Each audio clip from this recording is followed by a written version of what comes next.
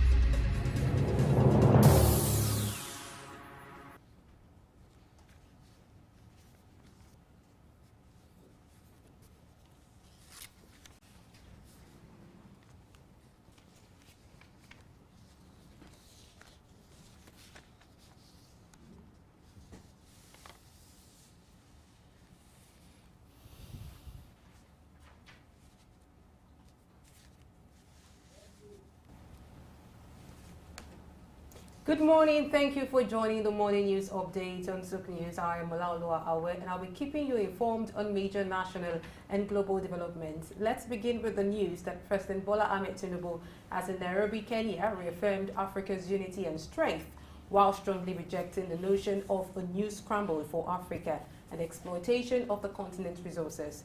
This was at the 5th mid-year coordination meeting of the African Union, AU. He called for the past plundering and exploitation of Africa to remain in the past and never be repeated. He also announced plans to strengthen the ECOWAS standby force to combat terrorism and deter coups in the sub-region. He highlighted the need for Africa to overcome challenges, focusing on inclusive growth, good governance, and leveraging the opportunities provided by the African Continental Free Trade Area, AFCFTA. He called for international support to restore democratic order in countries facing instability. He also discussed progress made in trade, free movement of persons, investment promotion, infrastructure development, and regional cooperation within ECOWAS. In a statement by the Special Advisor on Special Duties, Communications and Strategy to the President, the Nigerian President concluded by providing updates on the energy sector investment promotion and cybersecurity initiatives.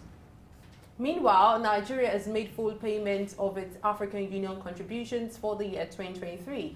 This confirmation was made by Permanent Secretary, Ministry of Foreign Affairs, Ambassador Adamu Lamua, during the 33rd Ordinary Session of the Executive Council of the AU in Nairobi.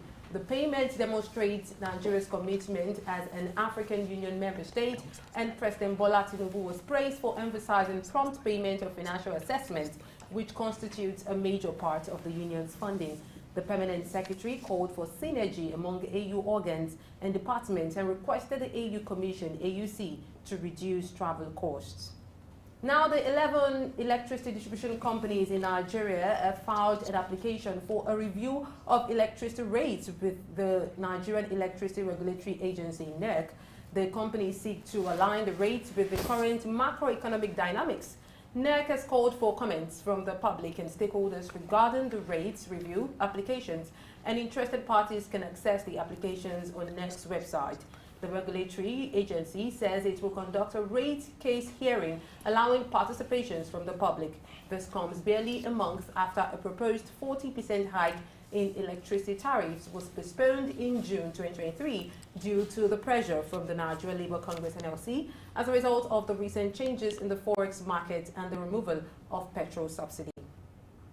Nigeria's House of Representatives is considering a proposal to grant constitutional roles to traditional rulers in the country. The Speaker, Tajuddin Abbas, revealed this during his visit to the Emir of Zazzau, Nuhu Bamali. The Speaker also sought the cooperation and advice of traditional institutions in the north and the entire country. This was after the Emir expressed concern that politicians tend to forget about traditional institutions after winning elections, urging the lawmakers to quickly pass the bill that will grant constitutional roles to traditional rulers. He emphasized that the intention is not to create another tier of government, but to ensure the recognition and importance of traditional rulers in governance. The Deputy Commissioner of Police Gender Unit, Rita Imesim, has charged police officers not to keep children, regardless of their offenses, together with adults in the same prison. They are to share the order with their junior officers for the proper management of children-related cases. She stressed this at the United Nations Children Fund, UNICEF, and the Nigeria Police Force (NPF's two-day workshop held at the Nigeria Police Training College, Ikeja, Lagos, organized in collaboration with the Office of the Public Defender and Ministry of Justice. The event was organized to seek a standard operating procedure for handling its cases that involved child offenders in Nigeria.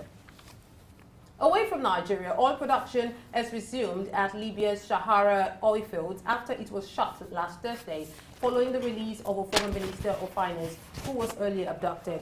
According to a statement by Libya's Oil Minister Mohamed Aoun, the closure of the oil fields had cost Libya the production of 340,000 barrels, and that the closure could lead to the declaration of a force majeure. According to reports, the Shahara oil field is one of Libya's largest production, with a capacity of about 300,000 barrels per day, but have been a frequent target for several political reasons and demands by local protesters. Still in Africa, Russia's President Vladimir Putin had a telephone conversation with his South African counterpart Cyril Ramaphosa about the African Peace Initiative between Russia and Ukraine on the need for a permanent and sustainable solution to the movement of grain from Russia and Ukraine to the international market. According to Putin, until the conditions needed for Russian grains and fertilizers to be imported are met, the grain deal, which is due to expire on Monday, might not be extended. The Black Sea Initiative deal, which specifically allows for commercial food and fertilizer, including ammonia exports from 3 Ukrainian ports in the Black Sea area, was signed in 2022 amid the war with Russia. Meanwhile, Russia is yet to make any public statement if Putin will be attending the BRICS summit, which is to be hosted by South Africa, following the arrest warrant issued by the International Criminal Court (ICC) against him in March, accusing him of war crimes. The warrant means members of the ICC are to arrest Putin if he sets foot in their countries, a measure Putin described as outrageous. Away from Africa, India has partnered with the United Arab Emirates UAE in a deal that will allow it to settle trade in rupees instead of dollars, thereby increasing India's effort to reduce transaction costs by removing problems caused by dollar conversion. This was announced after India's Prime Minister Narendra Modi visited the United Arab Emirates for a one-day meeting with the Emirates leader Sheikh Mohammed bin Zayed Al Nahyan. Both countries have now agreed to set a real-time payment link to fasten cross-border money transfers. And according to a statement by the Reserve Bank of India, the partnership will allow for a trouble-free cross-border transfer and payment and also promotes greater economic cooperation. Trade relationship between both countries was $84.5 billion in the year from April 2022 to March 2023. Similarly, the Reserve Bank of India said the central bank have agreed to link India's Unified Payment Interface UPI and the UAE's Instant Payment Platform IPP. In a move that could place India in the league of major space power, the Indian Space Agency has launched a rocket into the orbit and towards a planned landing next month on the moon. The Indian Space Research Organization, ISRO Mission Control, 16 minutes after the launch, announced that the rocket had succeeded in putting the Chandrayaan-3 lander into an Earth orbit that will soon send it looping towards a moon landing next month. In 2019, ISRO Chandrayaan-2 mission successfully deployed an orbiter, but its lander and rover were destroyed in a crash near the place Chandrayaan-3 will attempt a touchdown. This will be the first, or the Prime Minister's first major, since his government announced policies to improve investment in space launches and related satellite-based businesses. India's Deputy Minister for State Science and Technology, Jitendra Singh, said the journey takes India into the next 25 years to play a leading role in the emerging world scenario. Still in Asia, heavy rains and flooding have impacted South Korea, resulting in casualties and damage. In North Chungcheong province, the transport ministry reported an engineer was injured, but fortunately no passengers were on board during the incident. The torrential rainfall led to landslides and temporary power cuts in 13 towns and cities. Specifically in the village of Yucheon, a landslide caused damage to houses. Tragically, 7 people have been killed and 3 individuals are still missing due to the flooding.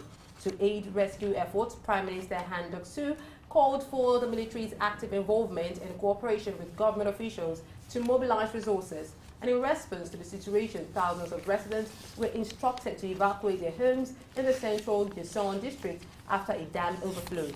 The Weather Bureau has issued warnings of continued heavy rain for various parts of the country, as South Korea is currently in its summer rainy season, which frequently brings about flooding. Now to the west, a dangerous heat wave is impacting the United States with excessive heat warnings and advisories in place for more than 100 million people. The National Weather Service has issued warnings stating that temperatures will reach potentially deadly levels, emphasizing the importance of staying indoors and taking precautions. Firefighters are battling 3 separate bushfires in blistering heat and low humidity in sparsely populated hilly areas southeast of Los Angeles. Phoenix, in particular, has reportedly seen a temperature of 110 Fahrenheit for 16 consecutive days, with the potential to break the 18 days record set in 1974. In addition to the heat wave, the Northeast is facing severe storms with tornado watches and warnings issued for several states. Excessive rainfall, flash flooding, and the isolated threat of severe thunderstorms are anticipated. The extreme weather conditions highlight the need for U.S. residents to prioritize their safety and well-being for now. The UK's oldest medical union has strongly criticized the government's recent plans to raise the healthcare fees paid by migrant workers in order to cover public sector wage increases. These fees, aimed at preventing medical tourism, are already being paid by most migrants due to stricter entry regulations implemented after Brexit.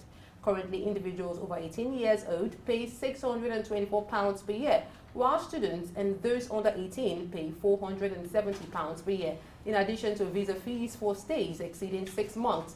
Under the proposed changes, the government intends to increase the immigration health surcharge (IHS) to £1,035 for adults and £776 for the reduced rate category. But this means work and visit visas will experience a 15% fee hike, while student visas, leave to remain visas, and others will see an increase of at least 20%. Doctors in Unite, which represents junior workers, general practitioners, and hospital consultants, said the move was appalling because it would see migrants pay double to use the IHS. And that's all there is on the morning news updates for now. For more, follow us on all our social media platforms at Sook News and comment, like as well as share. I am Olaoluwawe. Thank you for watching.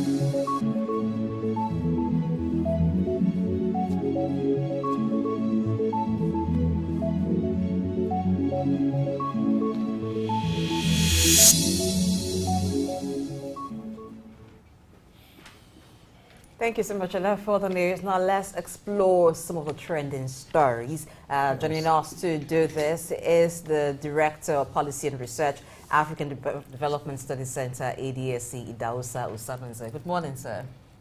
Morning, Blessing. Good morning, Aya. A very good morning to you. Good morning to our dear viewers. Okay, a number of issues made the front burner over the weekend. President Tinubu, for instance, was in Kenya and he reaffirmed Africa's unity and strength, while also rejecting the notion of a new scramble for Africa and exploitation of the continent's resources. And the story went down and down like that. And I just seem to like the fact that he is taking leadership that we are expected to take as the giant of Africa. I do see that leadership is all about keeping component parts aligned in a particular direction. That's just my take on that. Blessing? Yes, I agree totally with you. Channeling development, channeling the course which Africa should be set on. I think that's really, really fundamental. And I think President Tinubu is not just hitting the ground running in Nigeria, but as the chairman now of ECOWAS and as significant as Nigeria is to leadership in Africa, is actually hitting the ground running and setting the pace. So, Idausa, what's your take on that? Well, I think these issues have been here for a very long time since independence. We have this conversation of Africa being exploited by the Western powers, and now not just Western power, Asian also has joined. So the scramble is not just between the West alone now. In 1884, it was the Europeans scrambling for Africa. But now we are having a triangle of exploitation from Asia to the Americas and to Europe. The tragedy is that basic things that they need to actually transform the economy are taken away from African soil, and the finished product are brought back to African exorbitantly because that's the main market. So you can imagine states like Ghana producing cocoa, Gold Coast, Ghana. They take the raw gold out and then refine it. And then we buy the 18-karat gold, which is not made in Ghana. Côte d'Ivoire sends out cocoa. They bring in back chocolate to us. We are buying at expensive rates. They take out stones from Nigeria, and they process it and get lithium, and then we are buying it terribly expensive. So I think it's high time the African leaders really sit down to look at this trajectory, say, why do we have to go this route? Selling only crude products. And not also seeing how we can leverage on education and technology to see how we can also transform these things and sell to their market. I think that speaks more to deficiency in capability on our part here. There is so much deposit of inability and incapability in this part of the world that, yeah, we are limited to exporting crude. They do say that you rate how civilized a country is by what products you are dishing out. If you're still dishing out raw products, it means you are still crude in technology, because if we have the capacity to convert cocoa to beverages, for instance, we will not export. Even our crude is still being exported. We're talking about refineries that are not working. And yeah, Albert Camus got it right. He said there is no equality in the world of power. The strong do what they must, the weak suffer what they must. I mean, the strong do what they want, the weak suffer what they must. In this case now, it's a game of economic strengths. We, on this side of the divider, are a bit weak or weaker than the other parts. And, you know, when people see what they can exploit or where they can exploit, I think the natural tendency for them is to do that. Yeah. Now, taking it up from exploitation, the reason why there is this battle of wanting to take over African resources by the West and also Asia coming into it now is because over time there seems to be this laxity from Africa, because we know we have the natural resources. So it seems like it's quite easy to just export the primary products without, like it also has said, without actually focusing on processing. So we don't develop the refineries, we don't develop the sector that will encourage processing and exporting. And so they see it as it's quite easy. Instead of us importing from these people, let us just even come in and take over everything. And this cap in hand syndrome that seems to be ongoing in Africa, where we seem to accept every aid from them because it helps us and it's quite easy for us, encourages this to happen. It's a narrative. told by who? It's told by the West. You see, to a very large extent, we've been brainwashed not to believe in ourselves. It's really not an issue about capacity. It's not that there are a lot of things that we cannot do. We've been brainwashed to the extent that we don't even believe in the things that we are able to do. Even our natural solution, we are being told that they are not good enough and we should not accept it. And this narrative is everywhere. And this is why they are the one who set the agenda and then want everybody to follow. But I think what the African leaders should be doing, really, because we like quick physics in Africa. We don't want to follow process. And so they give us all manners of narrative, show you how bad that you are, and then all of us take it in. And then we say, oh, this is where this is not good for us. This is what we are going to do. If we look at the politicization of the COVID, we have no say. Some of our doctors, local practitioners say, look, why can't we try solutions? And they say in the West, you can't do it. And what happened? Your medical practitioners that are trained in the West, they will tell you, look, this is not right. This is what should be right, because they are looking at WHO standard. Who set the standard for WTO or WHO? The standard is set by the West. Now China has become a big power, so they are all playing the games. Now they're talking about BRICS and smuggled in South Africa into BRICS. You see, this is the real issue. So what they're doing in whether it's in Asia, whether it's in the West or in America, is just create a storyline. And the gullible African leaders just fall to the story. Okay. You can imagine that while they were reading the news, we were hearing Putin telling Cyril that, look, we need to work together so that we can ship grain from Ukraine and Russia to Africa. Which should be the reverse, because that is a primary product. You would naturally think that Africa will have that in abundance. But it's quite funny to find that irony. I think it's sad, actually. I hope we get to a point where we realize the fact that we have to start telling a new narrative and believe in ourselves. It's one thing for the West to say, okay, don't bring your health technology to us. Don't bring your health predictions to, your concoctions or your solutions to certain ailments to us. But what happens to us on the inside? If they say don't bring to our land, are we even adopting these technology in our staff? If you have a child that has malaria now, for instance, and you have to make a choice between giving him malaria drug from the West and local concoction. Yeah, you have all the narrative that, okay, who measures what quantity of concoction you must give. But some still give their children these concoctions. I have people, we know people who studied forestry, and they are telling us about the power of herbs. But you know, I think we are the biggest undoing to ourselves in a context. But you see, it's a superior power that is. If you are a student of history, you would know they call it the Opium War. Yes. Yeah. What's the Opium War? British want to sell opium to China, and opium is like India hemp. The stimulants. And people take opium and they go to bed and sleep, and they can't walk. The productivity of China was going down. And the government of China knew that, look, please, we don't want to buy opium. Don't smuggle into our country. And Britain forced the throat of China because they had superior naval power at that time. Conquered China and then put opium on them to drop their productivity. That has not stopped. So whatever comes from them is the best. What comes from us is not good. So, but this is why we must begin to speak to these issues. Let's begin to believe in ourselves. Even if they say they don't want to buy from us, let's sell to ourselves.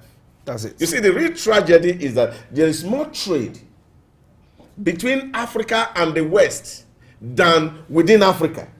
Yes. Which shouldn't be in the first place. This is the real issue. So Europe trade with themselves. So let Africans start to trade with themselves. Now, in trading with themselves, I think we'll actually need to do things right. You mentioned the issue of the traditional medicines. I think if we can have this collaboration between the research institutes and traditional medicine so that these things can actually be put in dosage form. So nobody takes what should not be taken, and we know what to take. If we can develop, even if just the traditional medicines we can develop for now, I think that will do us a lot of good, because we find that a lot of drugs are imported into Nigeria, and for some we can't even guarantee the quality of the product. I know that NAFDAC does a lot, but the influx of drugs from different countries coming into here, Nigeria, even when you have labs in Nigeria that are also producing those kind of those same drugs, but you find a preference for the ones produced outside of Nigeria, and you also find that they've taken over the market. So when you find the same kind of drug being produced by a Nigerian lab and the one produced from another country, you always want to go for that. So I think we need to work. We will look into that. And when next you need malaria drug, I'll give you concussion. Let's start from you. You need to tell me what exactly. You see, but again, the real issue is also issue about packaging, and I think that's what Blessing has spoken to. Essentially, that of course the same natural resource that we have here, we can package them and make them look attractive, and feel nice, so that people can also accept it. So if we can also work on packaging, I think a lot of things can actually get right for us. Yeah, one sector that will also help production in Nigeria is power. Yes. Now, this time around, NEC, which is the Nigerian Electricity Regulatory Agency, NEC, wants stakeholders meeting regarding the rates review, and they've called for applications and interested parties, and they can access this application on NEC's website. You know that, if you recall, in some months back, talking about June actually, the 40% upward review of electricity tariff in Nigeria was supposed to commence on 1st of July, but due to the protest of Nigerian Labour Congress, that was actually suspended. But right now, the issue has come on the front burner again, and the NEC wants stakeholders to come to a round table and discuss this. I think they put the horse behind the cart initially. Now, they actually wanted to force it down the throats of Nigerians, this 40% hike. And thank God for NLC, thank God for Nigerians that spoke out and said, no, you can't do this. How do you arrive at some rates? Now they are calling for public participation, public dialogue on this, which I think they should have done in the first place, because it takes two to tango, like they say. You want to sell, we are the ones buying. There must be some agreements. We must meet at some point. You want to sell as high as you can. We want to buy as low as we can. And in markets, there is something called negotiation. We meet at a particular point of compromise that will not be injurious to your own bottom line, and at the same time, will not cut too deep into our pocket. So this, for me, is a welcome idea that we should have done a long time ago. I think there's the fraud even in power sector is more than the one in the oil sector. You see, one thing that we must also agree to is the fact that recently, of course, the electricity generation company says, oh, this coal only take about 53% of what we generate, and about 47% is wasted. So why is that happening? Now, and people don't have lights. Transmission issue. Not even transmission. It's not even taken at all. Now, give meters to people so that people know what they are consuming. So even the pricing is shrouded in secrecy. Can we actually see the template for this pricing? What they take and what they distribute, what is the cost of distribution, so that you can actually know what is the market value of a unit of electricity. We don't know. So they just come and say, oh, we need to increase the electricity bill. It's no longer profitable. What's the value? You see, until we get a very transparent system and people are willing to eat small and allow others to breathe, we will remain in this cycle. That's the truth. Because what we are looking at here is, Disco, you took so much. We have not seen any substantial investment in electricity distribution from the Discos. No substantial investment, no new pole, no new meter. The meter people are paying for it, no new transformer. The same old facility that NEPA left behind is what they are using. They have not put in money and they are asking for more pricing. There's a lot of buck passing in the power sector. Some time ago, when some members of some discos were engaged in this conversation regarding investment in the infrastructure. Now, the story from them was that it is not their responsibility to do that because the power sector wasn't totally privatized. The government still has stake. The measure of control over that. The aspect of investing in infrastructure is not the responsibility of the discos. But it's their responsibility to take the profits. Why do you see business people oh my goodness, who has no responsibility to build infrastructure? And then, in short, it would even surprise you that even where private individual buy transformer, the disco collect money to come connect it. And then it becomes their property. Yes, essentially. They'll tell you that. Even the meter you pay for is their property. Where on earth do you buy property for somebody to make profit? And they say it's not their responsibility. I think people should just be responsible. Well, okay. I guess that this stakeholders meeting is going to bring up a lot of issues. We can only hope so. Possibly will result in the overhaul of the power sector, particularly the distribution arm. Okay, so we can't take any more news review because we have a lot on the plates today. So let's take a short break. Now, when we come back, we start to dive deep into what we have for today. Please don't go anywhere. Thank you. Stay tuned.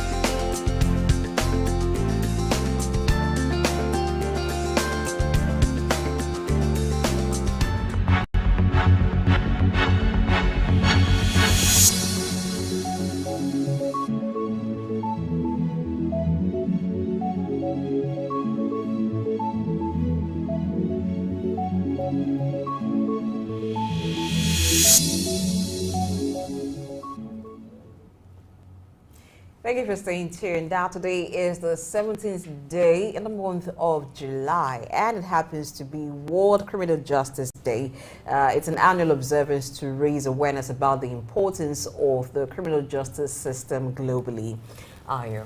Yes, they do say that delayed justice is denied justice. We know that everywhere in the world, particularly in Nigeria, the justice system or the administration of justice system is actually sharing a lot of challenges here and there. You ranging from congestion of our prisons, not so much access to the justice facilities. What about the level of education? How aware are people about what they can or cannot do with respect to criminal justice? So a day like this is set aside to look at the challenges and the other ways to ensure that the world as a whole has a better criminal justice system. And so we're taking a look at the World Day for Criminal Justice from our studio here, which is 17th July every year. So joining us via Zoom to talk about the World Criminal Justice Day is Malaki Ugumadu, who is the National Deputy Secretary of Joint Action Congress of Nigeria, JACON, which is creditably led by Chief Gani Fawehinmi, SAN. The Joint Action Congress of Nigeria is a coalition of all known human rights, pro-democracy and civil society organization and NGOs in Nigeria. So let's begin from home before we extend to look at the criminal justice system globally. Good morning, sir. If you're there, just signal by saying hello.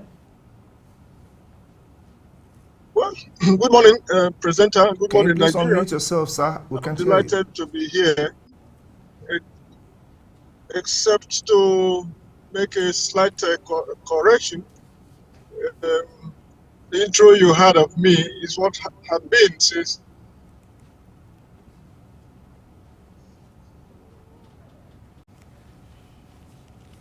so 1998.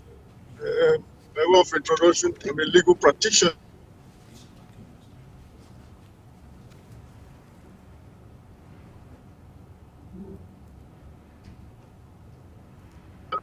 Immediate national president of committee for the opportunity. Okay, your video is breaking. It's breaking, but I hope it will improve over time. I hope it will improve over time.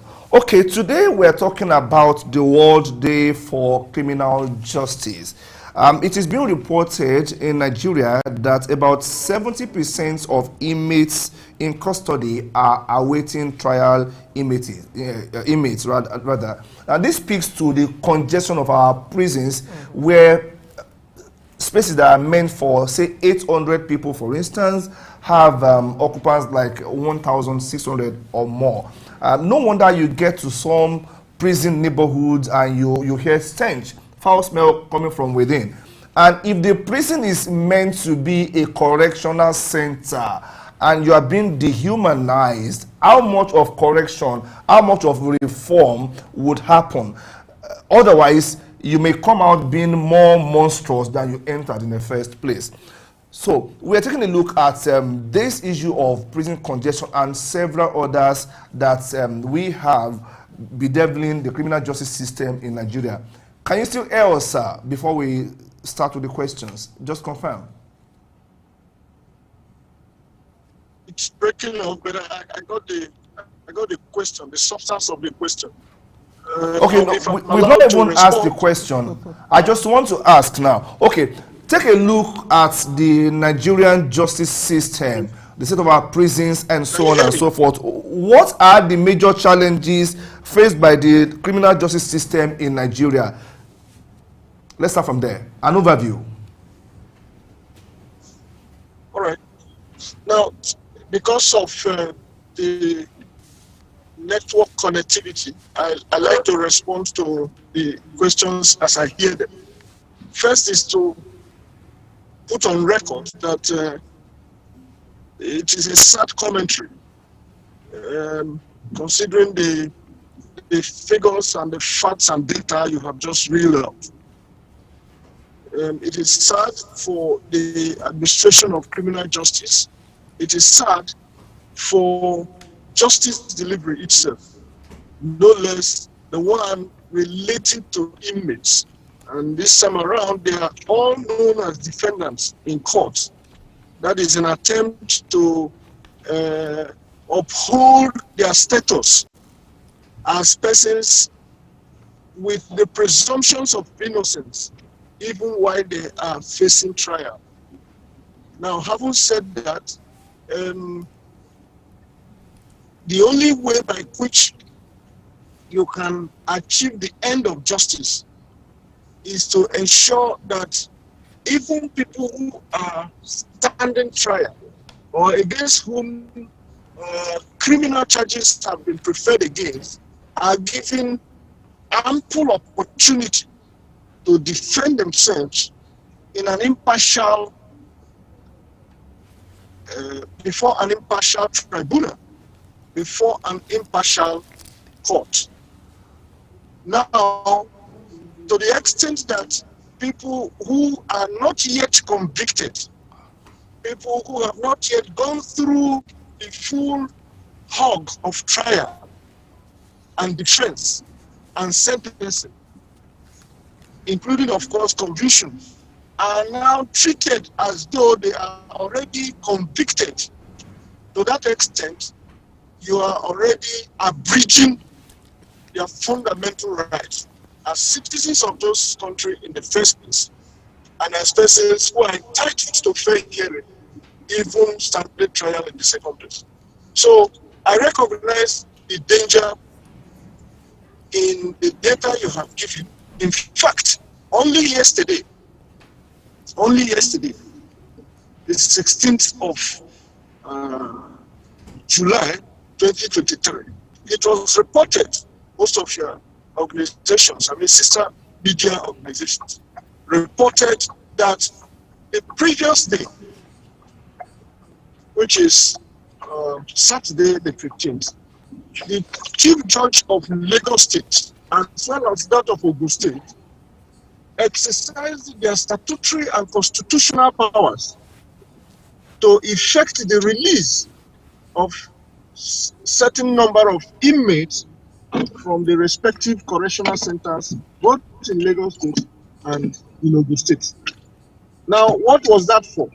That was aimed at decongesting the prisons, as you now call them, the correctional centers. And I like the way you put it. The rope does not make the monk. It is not because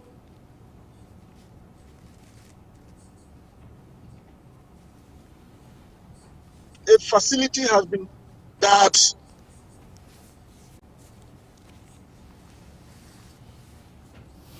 institutions or facilities.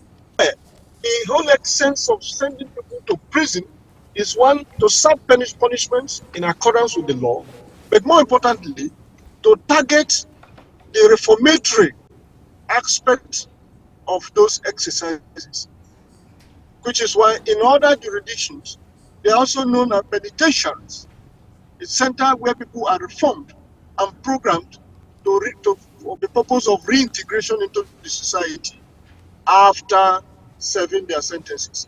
And therefore, any institution of government saddled with the responsibility of reforming convicts and persons serving out their sentences that does not put that into account,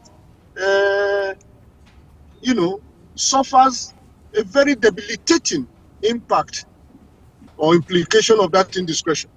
So I conclude on this first point by saying that the data out there is not new. In fact, records show that it is increasing. That is, prison correctional center congestion is in the increase. And that is simply because over 70% of the persons who are dumped in the correctional centers are persons who ought not to be there. In fact, the Administration of Criminal Justice Act, as well as the Administration of Criminal Justice laws of the respective states, puts into account this challenge and makes provision for non-custodial sentencing. I don't know if you are following what I'm saying. Yes. Because this is an important part of my submission.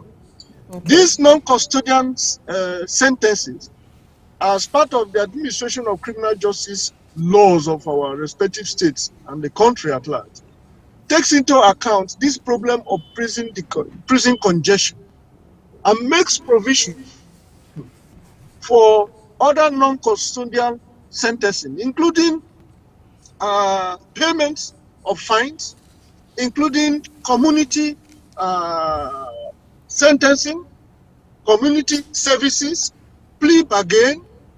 When I say community sentencing, a defendant who has been charged with a misdemeanor of the minutest nature can just be requested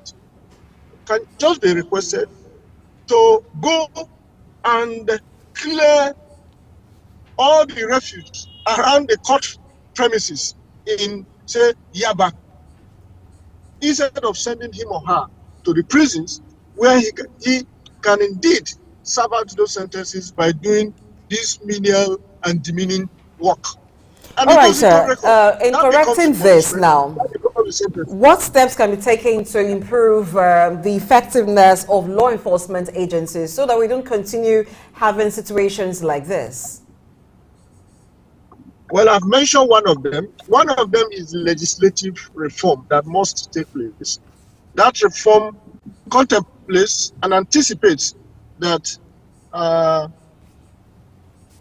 we must pull back from outright punishment that requires putting convicts in our correctional centers when indeed they can be asked or requested to serve other non-custodial sentences, including, of course, payments of fine, including, of course, community servicing. In short, there is suspended sentencing. In other words, since your offense is as minor as this, you are expected not to serve the sentence now, but to be able to do it in a later time. That could take into account the challenge of the congestion in the correctional centers. There is even parole. We now have parole, just as you have in the United States. What is parole? Parole is a review of specific cases and the decision or discretion of the managers of the criminal justice system to pardon a convict who may have shown or demonstrated enough remorse, in a way that that decongests and reduces the number of people. There is plea bargain. Plea bargain is where the state is able to come in terms with the defendant, and a lesser punishment is given in a way that do not send such people straight to prison necessarily during congestion. Sorry to cut in there. Yes, we do know that you are driving. We can see you are driving, and we would just like to go on a very short break. We will call you back on audio, probably use your picture for better visual representation of yourself so you can actually concentrate. So just hold on for a while. We'll get back to you while we continue discussion here. Sir. I have just managed. Okay, you can just manage. Okay, fine. Okay. If you're good with that. Now, we know that justice or seeking redress in courts is not within the affordable confines of everybody. There are people in rural areas that really don't have access to seeking redress in court. Maybe because of the cost of, procuring the service of a lawyer, or they don't even have the understanding of the basic processes to seek redress in court. Yet, justice is meant to be seen to be served both to the rich and to the poor. Nobody needs to be excluded based on social backgrounds. What reforms must be done to the Nigerian criminal justice system so that we can have an inclusive criminal justice framework for everybody, whether you are from the lowest rung on the social ladder or you are at the top echelon. What reforms must be done to give access to criminal justice to everybody who needs one? This question of yours is very important, and I go straight to what my response is. It is that there are measures already in place. The issue is whether these measures have been optimized and operationalized at their maximum level. And the unfortunate answer is no. I'll give you an example. There is a council, an institution known as the Legal Aids Council. That body has been in existence in the 1970s, about 1976, thereabout. But not many people are aware of that council. The responsibility of that council, as recently expanded by the law, is to be able to avail citizens of Nigeria who are in that category of social status that you have described. That is the low, the downtrodden, those suffering from poverty, without the means to hire and get the services of lawyers to defend them. It used to be restricted to civil cases, but it has been expanded by the amendment of the Act to accommodate people facing criminal charges.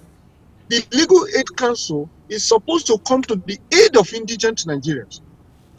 In short, I have just had a case in US in which a friend of mine was disqualified from accessing an equivalent institution in the US simply because his profile and identity was assessed to be above the people who should qualify for that services. In other words, when you are not indigent and when you don't suffer pecuniary difficulties, you cannot qualify for that. Here in Nigeria, we have that institution, but it is either that they are not alive to their responsibility or that institution is poorly funded to be able to take on, poorly funded and trained. I'm talking of manpower and those who function in those sectors to be able to deal with it. We have the Human Rights Commission. Now, these are institutions of government. I recognize the contradiction in expecting that the same government who violate the rights of Nigerians can provide these services in optimal capacities. However, there are other civil society organizations scattered all over the country, committed to the defense of the rights of Nigerians. One of which is the one I headed and handed over to the Dr. Sage Obayiwana, who is the current president of the Committee for Defense of Human Rights. Femi Falana was the third national president, and Beko Rapsokoti was the first president. I was the 8th president. These are organizations well conceived, well resourced, and over the decades have provided pro bono, what we call pro bono services to indigent Nigerians in defense of their rights. Now, I make the point that these organizations exist in Nigeria and are doing their best as civil society organizations that have been thrown up by reason of the failure of leadership in our country and the absence of adequate provisioning, which ought to be, I just mentioned 2 critical institutions, the Legal Aid Council, the National Human Rights Commission, and not much is achieved. So the vacuum created by that has thrown up the need for certain critical civil society organizations to step in and provide these services to deserving Nigerians. So it could be legislative in terms of strengthening the legal regime that regulates that aspect. It can also be a proactive civil society engagement, which is part of what I have mentioned. But by far more important is the knowledge, the sensitization, and the mass publicity that the citizens of the country ought to have in recognizing that they have access to justice through these institutions, through these NGOs, and other well-meaning, even individual Nigerians who are. I give you an example. The Fundamental Right Enforcement Procedure Rules today, which is the 2009 Fundamental Enforcement Procedure Rule, recognizes the rights of friends, civil society organizations, to be able to take on the cases of Nigerians, even if they are not related to them. In the past, it used to be that it is only the person whose right, for instance, is violated that can go to court to enforce his right. But as of today, look at the preamble to the Fundamental Right Enforcement Procedure Rules made pursuant to the Constitution of this country, and find that even NGOs, public interest litigators and lawyers, next of kin, friends, can, on behalf of victims of right violation, proceed to court and seek redress. Okay. So you could see the scope, the horizon that can be explored in trying to redress the situation as you have described. Okay, now let's look at the issue of punishment and rehabilitation. How can we strike a balance between punishment and rehabilitation for offenders, particularly juvenile offenders? Well, let's admit that we're not there yet in our climate, in our country. And I make this point regrettably. It ought to be the purpose. One, to serve as deterrence, which is the punishment you talk about. And this punishment is not arbitrary punishment. It is punishment according to the law. First of all, no one under the Constitution, and I'm referencing section 36, subsection 12, no Nigerian can be punished for an offense, for a misdemeanor that does not exist as an offense at the time he is alleged to have committed that offense. The point I make is that for you to talk of punishment, you are referencing a behavior that has been criminalized by the law at the time the alleged behavior was committed. Secondly, the purpose of criminal justice, and let's be clear about it, it's a long chain of activity, starting from investigation, which can lead, and most often leads to arrest. The arrest takes the person to some form of profiling by the department in the Ministry of Justice, which is often referred as the DPP, Directorate of Public Prosecution. At the end of the day, charges are preferred. Thereafter, the person is taken to court. So you could see you are dealing with investigators, you are dealing with police. Police leads you to the Ministry of Justice, which is an arm of government under the DPP. Thereafter, you are exposed to the judiciary or brought to the judiciary, which according to law must be constituted in such a way as to guarantee their independence and impartiality. This is section 36 of the Constitution of the Federal Republic of Nigeria, 1999, as amended. Right. Thereafter, you are expected to be defended, or to have the opportunity to defend yourself, either by yourself or by a legal practitioner of your choice. This, again, is a constitutional provision, which you are entitled to. It is at the end of trial, at the end of prosecution, not persecution, that you may be convicted. Conviction is different from sentence. In short, in South Africa, for instance, as it is in the United States, if you remember the Oscar Pistorius case, you could see that sentencing was a different judicial procedure that took into account so many other factors other than what led to the conviction in the first place. Now, when you are sentenced, you are now taken to another institution entirely, which is where we talk about the correctional centers now. That used to be prisons. So now, right there, the philosophy of the state, when I say the state, I'm talking of the country, is to serve two purposes. One, the punishment, which will therefore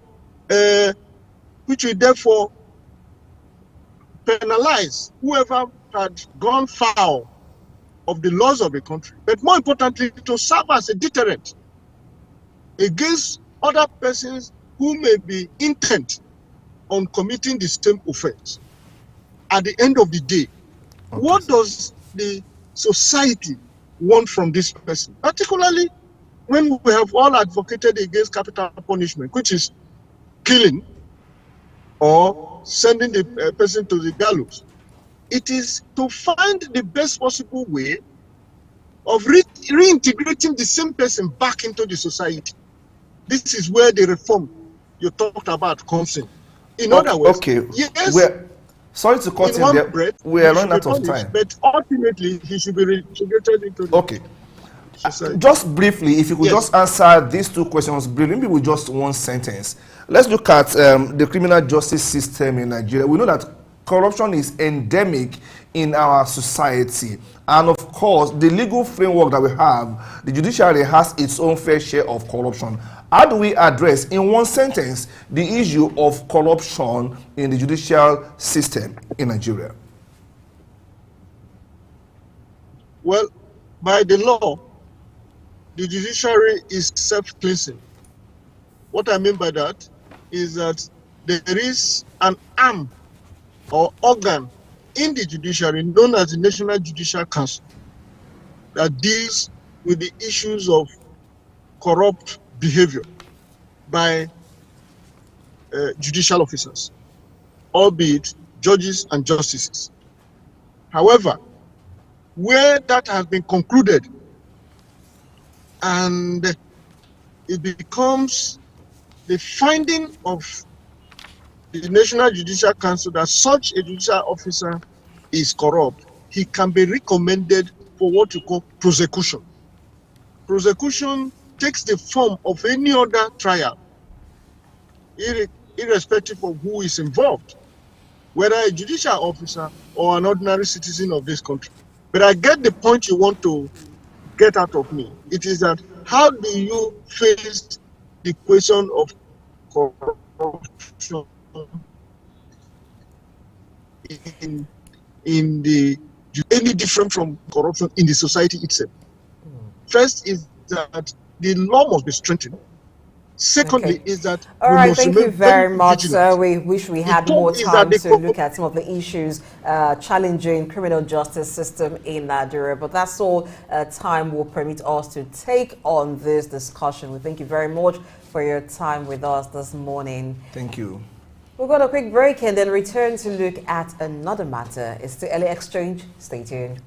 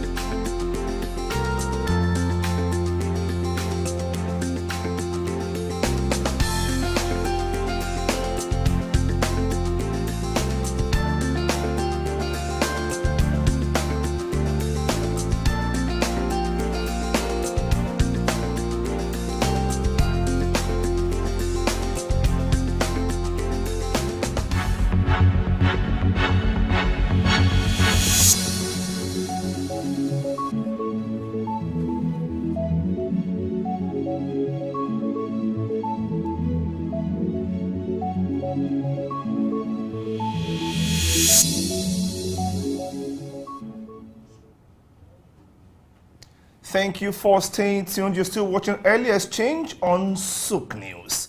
Yesterday was World PR Day, and I do say PR is big. Big in value, big in impact, big in effect on our society and on businesses. So today we're taking a look at the impact of PR in businesses, their impact on business rather. How much of public relations are businesses and organizations, employing? Yes. Blessing, this is big. It is big, of course. Now, as big as PR, it had to become an international observance, which actually started in 2021. Now, this is the third year. Last year, about 10,000 people gathered to talk about the impact of PR on businesses. Now, some businesses think it's just for corporate organizations when you talk about public relations, but they tend to forget that brand perception is very key, and that's also connected to the impact that your business will make. So being strategic about this is what the World PR Day is all about. It's hinting on how businesses should be strategic about public relations. Okay, so we're not alone to discuss this because we have a registered PR consultant who is standing by via Zoom to join us. His name is Omobayemi Odushote. He's a global communications consultant and PR practitioner, CEO of PFC Africa Communications and regional CEO SMC Europe and West Africa. Omobayemi Odushote, thank you for joining us. If you're there, can you please confirm? Let's hear your voice and let's see you. Welcome. Good morning, and thank you for having me. Good morning, sir. All right. All right, now thank you for joining us. Now, looking at public relations, it's something that is still vague for a lot of persons, but you are a player in the industry. Can you tell us more about public relations? Well, thank you once again, and good morning. Public relations, essentially, you guys have said so much about it in your intro, and honestly, it is something that organizations, individuals, groups, communities should give an intentional attention, a deliberate attention to build a perception of either your group, your community, your organization, and even you as a person. So clearly, if anyone or any group or any organization take it very lightly, they may just end up in disaster. Disaster in the sense of your perception, your image, the way the public see you, and all that. And invariably, it may end up affecting your business. It may end up as an organization. It may end up affecting your community. It may end up affecting you, even as an individual, and that's such that people don't want to touch you with a pole. So essentially, PR is something that you cannot afford not to do as a company, as a group, as a community, and even as an individual. Okay, thank you for that opener. Before the advent of social media, PR was like the interface between the company and the public. If a company had any public image issue or is intentional about creating a perception, you go to a PR firm and engage its services. But then comes the advent of social media, when anybody, qualified to practice or not, can interface with the public directly. And they seem to bypass you practitioners of public relations. How has the advent of social media impacted, onto good or onto otherwise, on the practice of PR in Nigeria? Well, truth be told, I'll tell you, social media has impacted on PR positively and at the same time negatively. Positively in the sense that it has also helped to fast track reactions, to fast track your intentions, to make sure that your client, or even if you want to do it yourself or yourself, that you are heard. And the essence of PR is for an organization to be heard positively, to be seen in positive light. So all the good things about your organization, you push into the media. What social media has done positively is to allow that to be done in a very shortest time, because you realize now that a lot of organizations now have what we call online media units, and you have quite a number of young men and women there who are just tweeting and doing all this, all the things they know how to do best. So it has reduced the time. Meanwhile, before now, if you are waiting to get on TV, which I mean delayed broadcast, you cover, you go back to your station to put the material together and to come on air at about 8 p.m. or 9 p.m. or 10 p.m. as the case may be. That takes a longer time. And also, if you want to come out in the print covers in the morning, and then they wait until the next day before you can see it in their paper. So in that light, I'll tell you that social media has helped such that your information can come out on time, real time. But the negative part of it, just like you alluded to, is that you have charlatans, you have people who are not qualified to do this, and you also have people who want to use it, who spread fake news. You have people who want to use it to damage other people's perception and all that. So everybody is on social media, and the sad thing about it is that it's uncontrollable, and that makes it very, very dangerous. I do not know what government can do about this. I think the government is trying to be, they're trying so much about it. Lai Mohammed and the former government tried a bit to control social media and all that. But honestly, trust me, it's absolutely uncontrollable. Unless now, you want to ban social media. The social media space for now is not a very controlled space, and we're in the era of fake news and misinformation. Now, how can PR professionals navigate these challenges to ensure adherence to ethics of the profession? Well, I will not call those who do fake news, who do what you call misinformation and all that. I won't call them PR practitioners. Clearly, they are not. They are just individuals who want to project themselves unprofessionally. They are individuals who want to run other people down. They are individuals who want to misinform the public or raise alarm about something that is not happening and all that, just to create. Especially, it's also about bloggers who want their blogs to be visited, to be read, such that you can say you can measure traffic and all that. So that's what you don't call those people PR practitioners. So clearly, that has not affected public relations practitioners in any way, because like I said earlier, public relations is deliberate, it's intentional. It is used to promote, it is used to defend. Where there are issues or crises to be managed, it is used to come up and defend the position of the organization, the individual, the group, the community, and what have you. To the extent that you still have to speak the truth. PR is about transparency, because if you do not speak the truth, at the end of the day, it bounces back on you, and then you begin to manage crisis.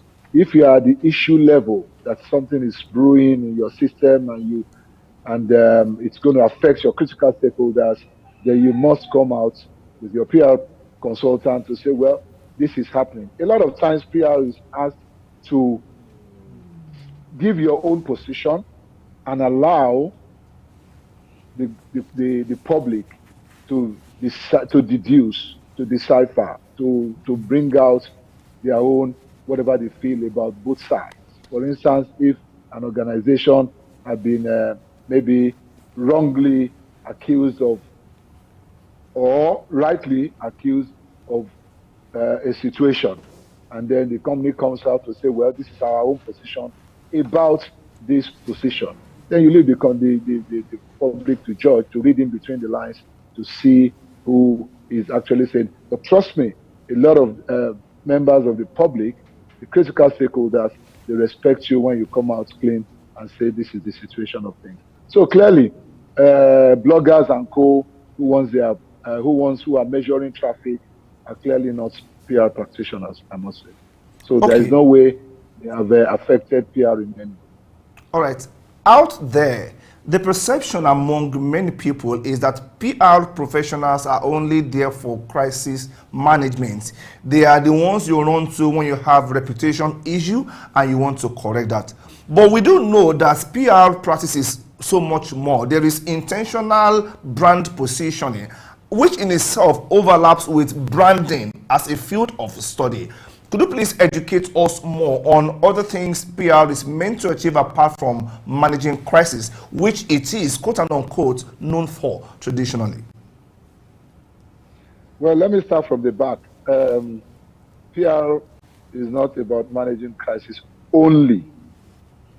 In fact, managing crisis, PR practitioners would rather manage crisis as a part of the system, not waiting until crisis happens. For instance, we have what we call simulation. Simulation means, and I'll give you an example. An example of simulation is if you do that with an aviation company, for instance, I remember back then we did some with ADC, defunct ADC now. What we call simulation is, in a typical industry, you know that this is the type of crisis that can happen in this industry. For instance, in aviation, air crash. In the banking and financial industry, you have fraud, you have all whatnot. So what you do with simulation is you develop a book, what you call a crisis simulation booklet. Yes, that's what I'll call it. Such that even without you, the PR practitioner, the organization can read step by step of how to manage air crash when it comes up. So they know what to do even before they call the PR consultant in. In the case of what do you call it? In the case of the banking and financial industry, you also have step by step in case there is a fraud. This is what you do first. This is what you do second. This is what you do third. This is the time to invite the media and all that and all that. So all those things are there. So you manage crisis even before it happens. We prefer to manage crisis before it happens. Let me say we prefer to manage issues at that level before it turns to crisis, because it must have been an issue unattended to. It is an issue unattended to, or issues unattended to, that turns into crisis. So PR practitioners will rather manage issues rather than manage crisis. But when crises do come as well, we'll manage that. But back to your question, what are those other things that PR should address? Truth be told, if you start an organization today, no matter how small, you need to begin to make conscious effort to build the brand. Part of building the brand is not only in your quality customer delivery, it is not only in your internal structure that is able to support the business and all that and to allow organic growth and co. But it is also how will the public see your business. First and foremost, the public must hear about your customers, your target audience, critical stakeholders must hear that you have started this business. That is where PR starts. They must know that you have started this business. They must know this is where you operate from. They must know this is your pedigree. These are the kind of things you have done before and all that, even before you open shop and co. So that is building the brand slowly but steadily.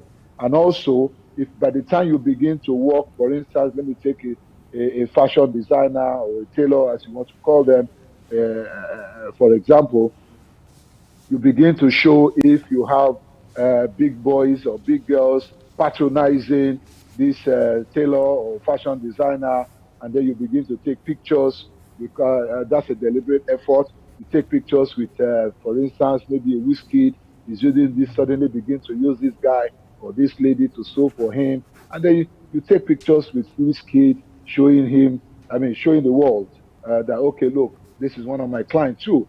That is able, that will help to attract more customers to you because Wizkid have his own critical stakeholders in terms of followership. And then people will say, oh, if Wizkid can use this guy, then I can also I can go and meet him as well. So that helps to build your brand and that helps to bring in more customers to you. And on the long run, PR essentially helps not only to build brand, not only to sustain brand, but also to impact on your return on investment. In this day where there is so much emphasis on the packaging, in quotes, a lot of brands, by brands I mean whether business or personal brands, emphasize on packaging and just representing the best of themselves, whether as a corporate entity or as an individual brand. Is it possible to achieve accuracy in communication as far as PR is concerned?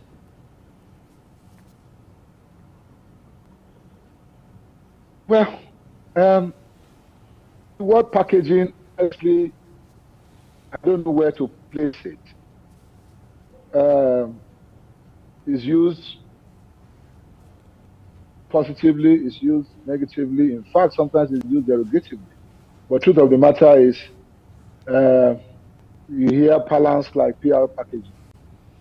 And as far as we are concerned, as registered members of Public Relations Consultants Association of Nigeria, when you hear the word PR packaging, it means lies. It means falsehood. They're just packaging in. They're just packaging that company. It's not. We don't want to be referred to as PR packagers. We don't package. Deliberate effort, like I said, intentionality, and it has to start. It has to be part of the system. It has to be part of that organization to do PR and all that. So you don't wait until there are issues that you begin to want to package and say it's not like that, it's like this. No. So PR packaging, we don't actually reckon with it. We do our work as consultants, we advise as appropriate, and then we provide solutions as appropriate, and it's up to the, the client, the person, the group, the community to agree and respect your opinion as a consultant. What you have happening in most cases, yes, there's nothing wrong in the client adding value and telling you, can you also help me add this to it? Or do you also see the situation like this? And you agree, okay, that's true. We never thought of that, but that's fine. We can accommodate that in profiling our solutions and all that and all that. It's a teamwork, internal communications of the organization, and of course the PR consultant will sit down on a round table, irrespective of gender, irrespective of culture, irrespective of tribe. We all come together as professionals in that business to profile solutions, and then the PR practitioner and his agency go out there to manage the media and ensure that the appropriate and the proper and the true is said about that organization or community or group. All right, sir. So we see the use of a lot of brand ambassadors and people who have clouds. Now, it seems the idea now is if you can control eyeballs, a lot of eyeballs, then you are engaged. Meanwhile, many of these influencers and brand ambassadors, quote and unquote, have personal lifestyles that may not be at par with their public perception. Yet, PR professionals engage them basically because of their ability to garner attention and draw eyeballs to the target brand. What does this say about the credibility of the PR campaign itself? Well, I'll say to you quickly that before you will notice on your intro, you said regional CEO of SMC Europe. SMC Europe is a talent sourcing organization. We do source talent, and we marry my other business, SMC.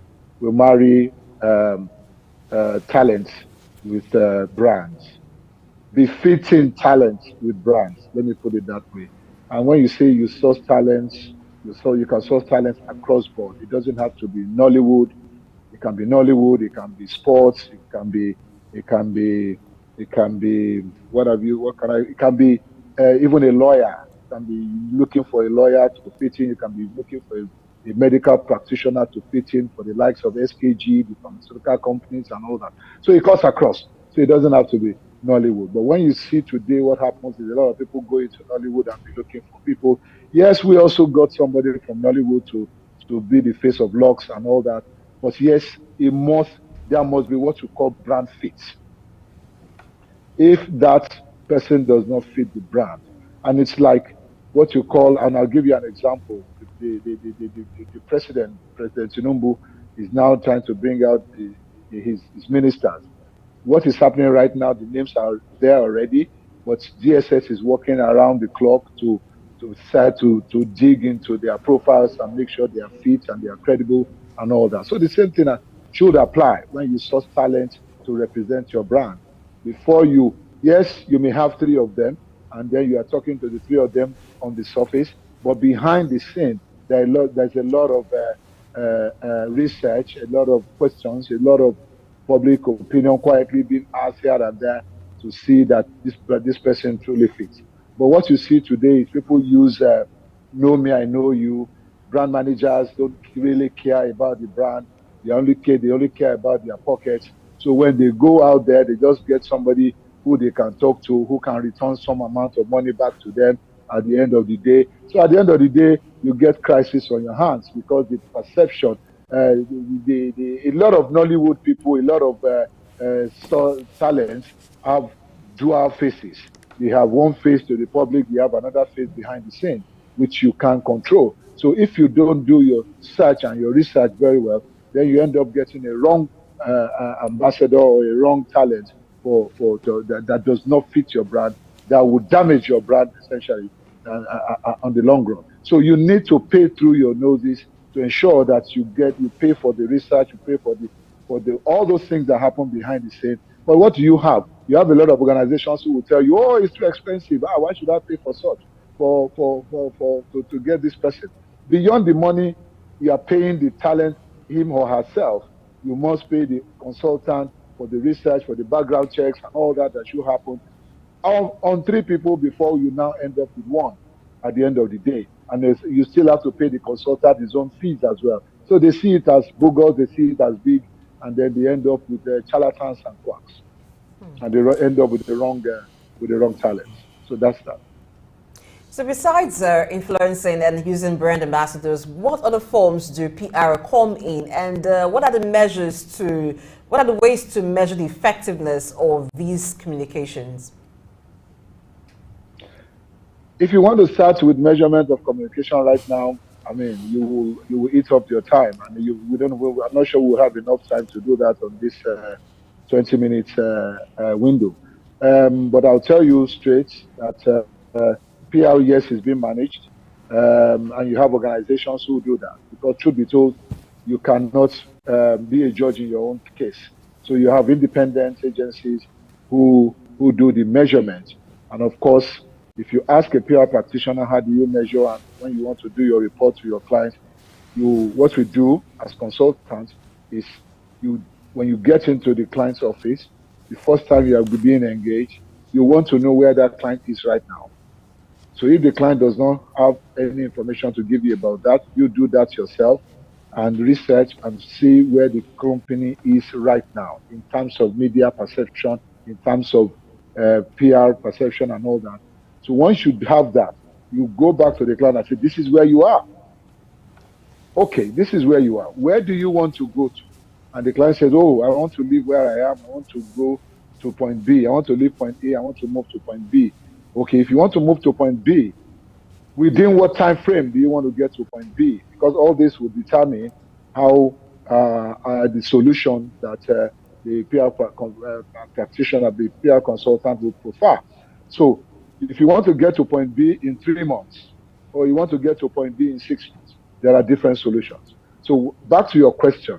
So when you know where your client is at that point, and you know where the client wants to go to, at the end of the 3 or 6 months, if you now sit on the round table again and ask the client, are you here? Are you where you want to get to in 6 months? And he says, yes, I'm there. I'm happy with what I have got. So you've been measured. I mean, you have done something. But with the mistake a lot of PR companies do is you go into that business all because you just want to grab the business. You grab the business, you go into it. You did not measure where the client is. You did not ask pertinent questions about where the client wants to get to in 3 months, in 6 months, which is what in other parlance you hear mid-term, short-term, and long-term. So if you don't have all that, there's no way you can measure. So you measure the successes of PR, and impact of PR on your business by the what do you call it now? By the expectations that you have given to your PR consultant to say, in 3 months, I want to move from here to here. In 6 months, I want to be here. In 1 year, I want to be here. So once the PR consultant or agency can achieve that, then you have done well. But like I said again, there are other agencies who measure. When I say measure now they measure how many publications were used, how many TV stations, how many radio, in what frequency, and all that. How often does the news of the client comes up, and all they go into the nitty-gritty of that. Okay, let's scale up the conversation now beyond businesses and individuals. Let's go a bit continental. Africa is said to have a PR challenge. What challenge does Africa have with respect to PR, and how do we address it? Because I do know that PR practice is not just meant for individuals and businesses. Even for countries and for continents, your people have a role to play. What is the major PR challenge facing Africa as a continent as it affects development and growth of the continent itself? Well, this is a very good question, honestly, because I work across West Africa and I've seen a lot of the biggest challenge really is that African presidents are not PR savvy. One, not that they don't understand PR, they understand it, but they do not want it because they are either dictators, and truth be told, there is no amount of PR that can manage a bad product. I can tell you that for free. There is no amount of PR that will manage a bad product, because a bad product is a bad product. Put it succinctly, you have a client that is consistently, let me say, oil and gas. You have a client that is consistently supplying bad fuel, and the cars are spoiling left, right, and center, and everybody is complaining. And then you want to begin to do some PR stunts to say, oh no, it is not it won't work as long as you continue to, until you stop that, until you control that supply of bad products in terms of oil, then the PR can begin to work. So back to Africa. A lot of African presidents and African governments, essentially, they don't want the truth to be told to the public. They only want the public to hear what they want them to hear. And trust me, PR doesn't work like that. PR is a total, is a practice that is a tool that is used to project your organization. Yes, all the good things about your organization, and to help you manage internally, to tell you, stop this. If you don't stop this, it will affect you. And if you listen to that PR consultant, then you're fine. Then you can continue to get the good mileage. But if you do not want to listen, at some point in time, that bad side of you will be blown open somewhere, even by the people in your system. They'll blow it open, and then you have given the PR practitioner some crisis to manage. So, facing your question squarely, the biggest African challenge, like I said, is the African government themselves. Very few African governments want PR to be done and to be done the right way. But a lot of them do not want it. For instance, you remember in the days of Idi Amin Dada of Uganda, he killed so many media people because he doesn't want some news. He didn't want, back then, he didn't want some information to come out and all that and all that. So really and truly, until African governments, African presidents begin to change their perception in terms of public relations, in terms of their image, their perception, and be good to their citizens. There's something we call citizens' rights and all that. Because essentially, in any climate, any government, the citizens essentially are the major stakeholder, not the government. The government is a representative of the citizens. But when you turn it around, let's look at the cost of public relations. How cheap is it?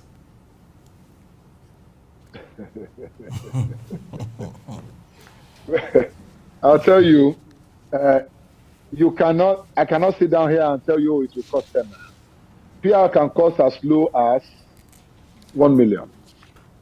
And it can cost as much as $1 billion. So it depends on what you want. Okay. So for small businesses, it means that very small businesses, it is totally out of your league. But what can they do to help themselves, to position themselves in a very good way, still using PR? Can you give some useful tips for those who cannot afford that benchmark? You remember I said it is as cheap as 1 million. In fact, let me tell you, it's as cheap as, it can be as low as 500,000. And if any business, no matter how small, is setting up, and you tell me that business cannot afford 500,000, then there's a problem somewhere. That's number one. Number two, the reason why you have a lot of quacks these days is because those small businesses run to such people. Yes, in fact, the major competition for PR practitioners is the journalists themselves. How so? And what do you call it now? And the social media. Now, I'll tell you how. Because a typical journalist does not have any capital expenditure. Does probably not have an office. He's using his employer's office to run the show. So he's not paying rent for an office. He's not paying staff. He's a one-man riot squad. He's doing everything. Because the belief at that point, he just helped me do press release and spread it. That's it. So you don't have any deliberate strategy deliberate PR strategy that you are following. And typically PR does not work if there is no deliberate PR strategy that you walk through for 6 months, change it again, walk through for another 6 months. If you have to change it again, change it. But if the strategy is working for you, you keep to it. But a lot of times, what you see, people who cannot afford PR practitioners, what you see them do is either get a blogger or get a journalist and say, please help me project my organization at very cheap. And that's the way they consider cheap. But at the end of the day, cheap becomes expensive because if you now have issues or crises, you run back to the professionals to help you manage it. So, okay, we must say a very big thank you to you there, Omoba Yemi Odushote, who is a global communications consultant and PR practitioner. He is the CEO, like we said, of PFC Africa Communications and regional CEO, SMC Europe and West Africa. Thank you for your contribution here. Bless yes, thank you very much. We'll try not to feel attacked, being that you just mentioned our constituency. After all, you are our guest anyway, so let it go. All right, the show is still early exchange on Souk News. We'll take a short break now and we're back right after that. Don't go anywhere.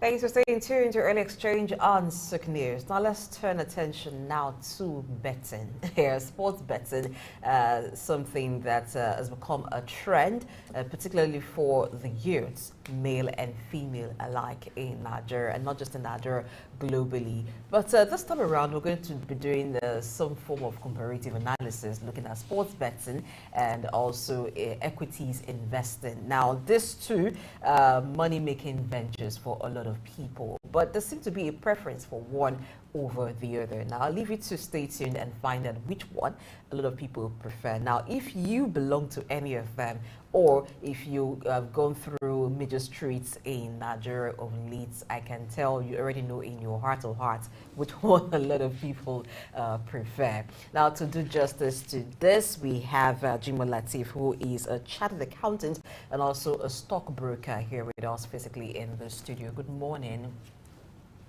Good morning, ma'am. Thanks for having me. Once again, I'm going to look at the stock markets. I'm going to use stock market for equity, because the lowest equity is like we're trying to the investment stock as it comprises equity. So okay, we'll dive deep into that later on, but we also have joining us via Zoom David Adonri, who is Executive Vice Chairman of HighCap Securities Limited, capital market operator. He's backed with over 30 years of experience in the capital markets. David Adonri is a public economic policy analyst and a columnist with the Vanguard newspaper. So good morning, Mr. David. Thank you very much. Good morning. Very happy to be with all of you there. Thank you. Also the viewers. All right. So we're taking a look at two areas of endeavor that people engage in today. Our young people engage a lot in sports betting, and maybe they're not so young engage in equity investment. There is you were talking about the preference that young people have. Everywhere on the streets of Nigeria, you see people. It's not just young people anyway. Even but predominantly you find amongst them. Between 18 and 40 or thereabout, you see them go to sports betting shop and they go in there, they place their bets. Yet, some other people who are more financially savvy would say, why not look into equity investment, which is not a field that is, very friendly, quote unquote, to what they believe in. So we're taking a look. Why do we have a lot of youths in sports betting as against equity investment when both of them have high margin of profits if you get it right, and both of them have high margin of risk if you get it wrong? So, and one of them is seen as gambling, and that's a sports betting. And because of the perception that people have towards gambling, is the reason why a lot of persons feel it should be discouraged. But I mentioned that it's not something that you have only men into. You have male and female. Having to see women being enthusiastic about bets and talking about how perhaps they won or lost a bet that they made over a sports game, particularly football. It would just interest you to know that people have keyed really into this trend. And so let's begin with looking at equities investing. It seems to be something very a lot of people don't understand, and so they don't even know how to go about it. And some people also feel that the time of reward is very long. How long will it take for you to make an investment? How long will it take for you to get dividend? As against sports betting, you put your money in one game and you get results instantly, if possible. Get your money back. Thank you very much. I'm going to look at it from two aspects in terms of the return and the risk involved. The higher the risk, they say, the greater the return. And based on what we have now, the youths that I think we have now, they're not that patient to wait a little bit longer to recoup that investment. But stock market is if you two of them involve speculative. But one is a bit quicker in return, which is spot betting. And meanwhile, the equity might take a bit longer in terms of calculation. So this, I think, accounts for the youth preference towards investing in sport bet rather than the equity.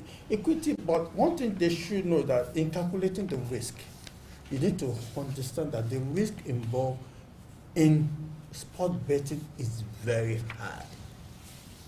And if you look at it, you can lose all your money in the sport betting. But no matter if you're in equity, there's still, at least you cannot lose all your money. And the return is sometimes could be very, but at least you are guaranteed of return if you calculate your risk very well. But in terms of sport bet, you might not get it's zero-sum game. So which means you cannot recoup your investment if you lose it. But if by chance you're lucky, you can have a quick return with a very high margin than the stock market. Okay. One of the arguments against, not really against, one of the reasons advanced for young people not venturing into equity investment is that it demands a measure of financial literacy, which many of them feel not so strong to go into. Now, let me ask you, Mr. David, how can we, when I say we, I'm talking about policy shapers, I'm talking about governments, how can we start promoting financial literacy as an incentive to drive participation in equity investing? Because when people don't understand how to go into it, they just don't go there. How do we promote financial literacy beyond what we read in some books, maybe at the policy level? Okay, thank you very much. Probably before I delve into public enlightenment and financial literacy, let me quickly state that I have not engaged in sports betting. As a matter of fact, I consider it a form of gambling, and with the way we were brought up when we were young and we were growing up, we were told not to participate in gambling. But the situation is a little bit different these days. That we have a lot of people, not just youths, but a lot of people in society who are not literate. The majority of the people who engage in sports betting or any form of gambling appear to be those who are not very, very literate and are not exposed to financial knowledge. But however, quite unlike gambling or sports betting, where you find the shops inundating every nook and cranny of cities, wherein any participant can walk into a shop nearby and take a bet. Investing in the capital market is a little bit different because the capital market is regulated, and so you don't really have them in corner shops proliferated all over the places. But in terms of financial literacy, to enlighten the public about the importance and benefits of investing in the capital market, I believe that a lot is being done. For instance, under the 10-year program or master plan of the Securities and Exchange Commission, a lot of efforts are being directed to public enlightenment on investing in capital market instruments. And then market operators too, stockbrokers and various regulatory authorities in the capital market, for instance, the Chartered Institute of Stockbrokers, and even the Nigerian Stock Exchange, now NGX, is heavily involved in catching them young as investors. I am an examiner for NGX, or the Nigerian Stock Exchange, for annual essay competition organized for students in secondary schools all across Nigeria, geared at stimulating the interest of young people in investing in capital market instruments. I know that the Chartered Institute of Stockbrokers has an outreach program wherein they visit secondary schools and higher institutions to enlighten young people on the importance of investment, and also enroll them to go through the training to be operators in the capital market. So quite a lot of enlightenment is going on in the capital market to enlighten the public and bring in more people. But you see, there's a little difference between gambling and investment in the capital market. A gambler is always a gambler. No matter what you do to rescue a person who is an ardent gambler from risking the whole of his wealth, a lot of them will probably still not listen to you and persist in gambling. But the differences are so clear, because in gambling, the risk, just like my colleague at the studio there with you said, is very, very high. A gambler wants to win big or lose everything. But an investor takes calculated risk, dimensions his risk, weighs his options, and proceeds with the necessary caution in order to preserve his capital. In the capital market, of course, there are many instruments in the market. I know you are touching mainly on the equity side. The capital market is made up of various classes of assets that can meet the risk tolerance level of any person. You know, if you are a high risk bearer, you can tolerate high risk. There are instruments in the capital market that will satisfy your need.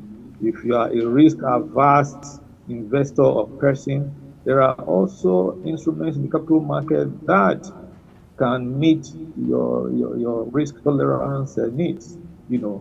But gambling is not something that generally will add value to a person's life or to the economy.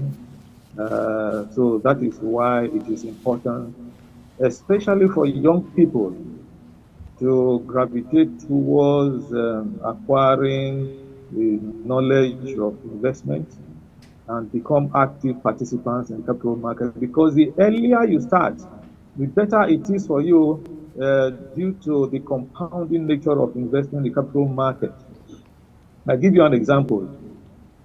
In about 1990, Nestle Foods, which was sold for about 10 naira, is now over 1,000 naira. So you can imagine how that wealth has grown. So the capital market is an area where you create and grow wealth for yourself to secure your future. So that is why the instruments we have in the capital market are called securities, because they are meant to secure your future. They are meant to work consistently for you. Your money works for you consistently throughout your life when you are in the capital market.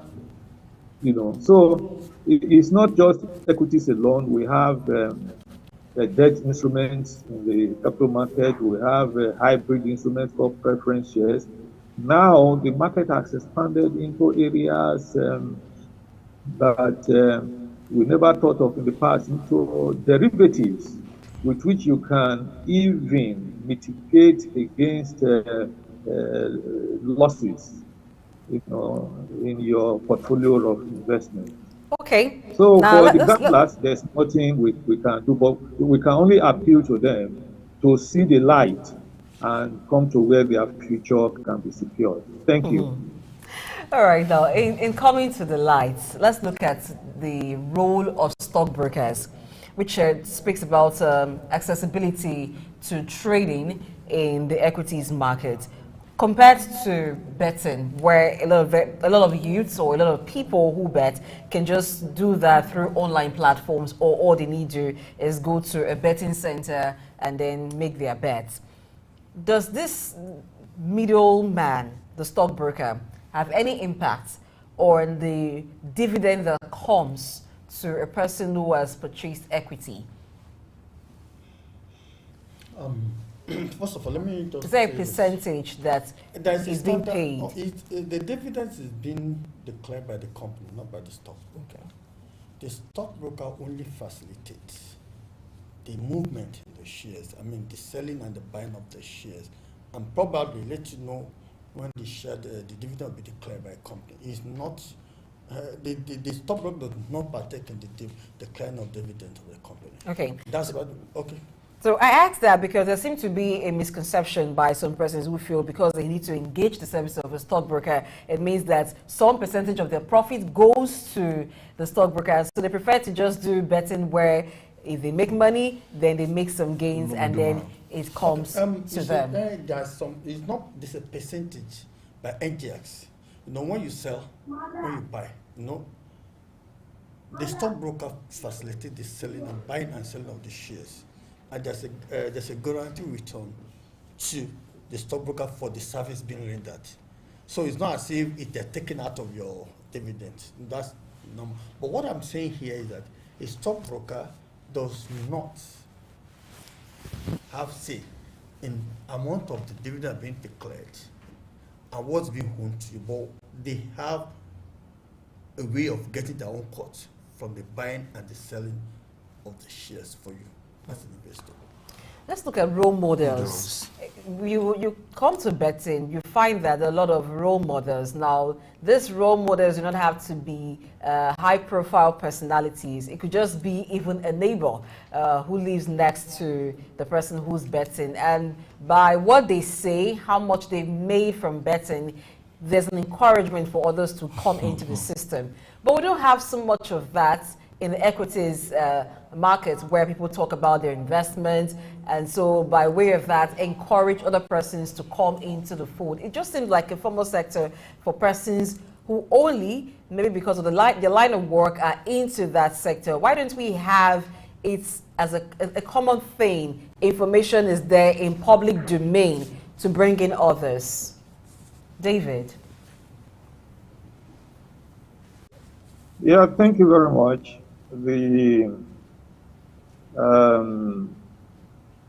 The capital market is highly regulated, and there's a procedure that an investor must follow in order to be onboarded as an investor in the capital market. But probably before I touch on the question you have asked, what my colleague was also saying a while ago, let me throw more light on it. You see, the gambler who enters a sports betting shop and is able to immediately transact without any record does not happen in the capital market. There must be a record to properly identify the investor, because instruments that are traded in the capital market are registered instruments. They are registered in the identity of the instrument holder, you know. And so, but in terms of accessibility to trading in capital market, things have since changed. The capital market that we have right now is so much different from what we had in the past, because it is highly automated, and investors can actually trade remotely on their accounts via any handheld device or laptop from any location in the world.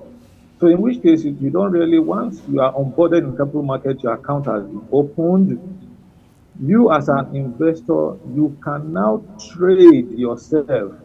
You through just your GSM handset from anywhere in the world, even from your bedroom, from anywhere, you can have access to the trading engine, buy and sell securities by yourself.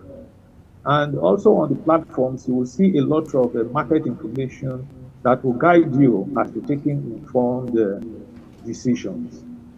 In terms of role models in the capital market, I have not really heard of billionaires or trillionaires arising from pools, betting, staking their money to win big or lose everything in gambling. I haven't seen big, wealthy people emerging from that space.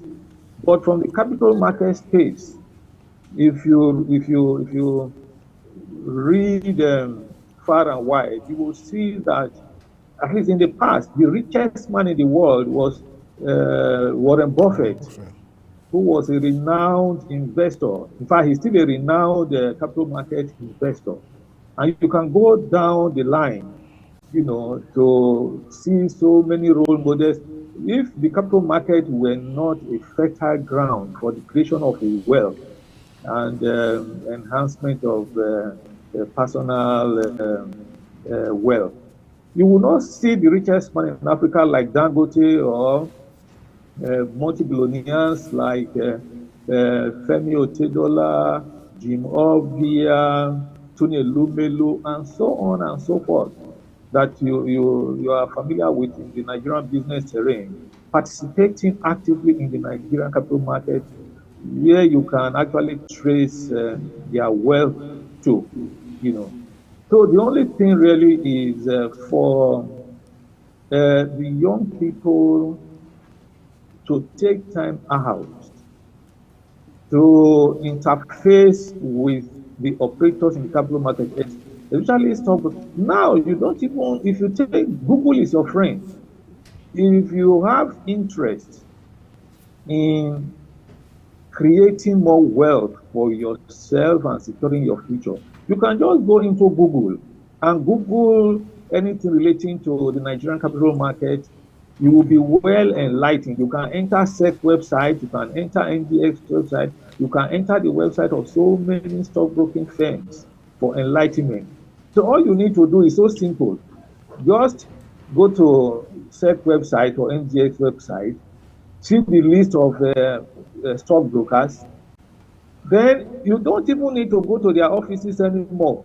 Right from your mobile platform, you can actually register to be onboarded as an investor in the capital market.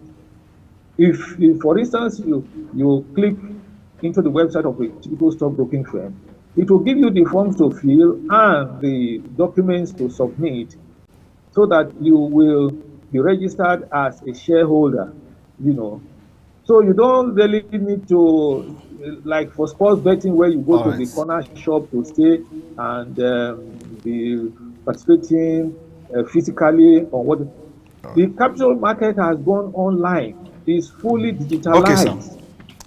So sorry if you to want cut to in register, there. you can register online. If you want to trade yourself, you can trade online. So there is no more excuse for any person to say that he does not have access to capital market in Nigeria. All right. I think it's like Thank you want to ask we know that the stock market or the capital market has its periods of boom and busts. The global meltdown of 2008 is still evidently present on people's minds. And a lot of people are still hypnotized by that experience of failure that they had. Either they or their parents or someone they revere failed. Companies went under, shares fell. Of course, people who are players in the industry will say that the only way shares can go after a meltdown is up, not down again. But this comes with a bit of emotional maturity. How do we begin to wake people up from hypnotism of past failure where equity investment is concerned? That's for you, Lateef. My dear, there's no way we can rule out that the market crash of 2008 from people's, still on people's minds. I think I lost money too. I can remember vividly. There are a lot of activity that happened then. There were unethical practice around that time, and which I believe the market, the regulators have been able to correct sort of. And you can look at it from the fact that you can be, you don't even need to be a stockbroker to trade. There are a lot of platform for you. I'm talking about the aspect of the using AI or the technology to drive whatever in the spot betting. We can do anything in the stock market now with your app. So there's no way you would think that you want to stay by the fact that by the fact that something has happened to me, but you not try again. You keep on trying.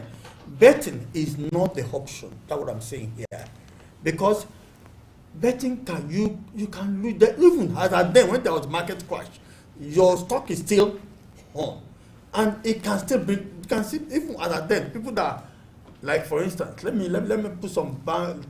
I gotten my account of bonus shares over time. Upon that, there is even a crash in the market. There's some market that were crashed and they've rebound.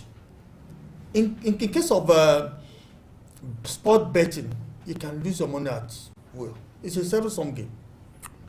Although the patience that you need to do, you need to be in investment. You need to be calculative. The risk and return and reward work together. But it's not advised to take a total risk. That's what we're saying there. A sport bet is a total risk. You are not hedging, because you need to hedge your funds. It's part of financial. You need to hedge. In the stock market, you can inform your stockbroker, please. When you get to this price, please don't sell or don't buy. They call it stop loss. That even on the platform, you can set your stop loss in your platform. Okay, when the price go to this place, please cut it off. I don't want to buy or I don't want to sell. You've already hedged. Talking about derivative, these are other way through which the market can guarantee you a consistent return. May not be as high as better, but the betting is not advisable because you can lose both your initial capital and you can lose that. Because we've been in this thing, I can remember in those days when we invest in this worthless market in those days. I know how much we lost. I can remember clearly, there's no spectacle. I can remember how much I bought in, and I lost it. These are gamblers. Although, if you look at the sport betting and the stock market, they are both speculative. Definitely. No doubt. But there's something very clear that you need to, no matter how similar they are, you cannot afford to lose all your total sum, which sport betting can make you run dry at any time. That's it. Now, one factor that when you speak to people who gamble, one factor that also encourages them is the profit margin. Some persons, by nature, are risk takers. They do not mind losing it all as much as they mind gaining a lot of money if it happens to go right for them. The profit margin when you invest in stock and the profit margin when you do betting, is it enough incentive to pull people who may be watching this and be thinking, okay, maybe I should try the stock markets? David? Please let's be brief about that. Thank you. Thank you. Thank you very much. Sorry, I will attend to your question, but I just want to add to what my colleague has said in terms of while he was answering the question by our other presenter there. Now, the market crash of 2007, 2008 affected almost all of us who are investors, and that was the first time we were losing it in the capital market. So I sympathize with everybody. But you see, the capitalist or free market economy is characterized by boom and bust. So it's a painful reality that we must grapple with if we are embracing this economic philosophy. It's just like banking.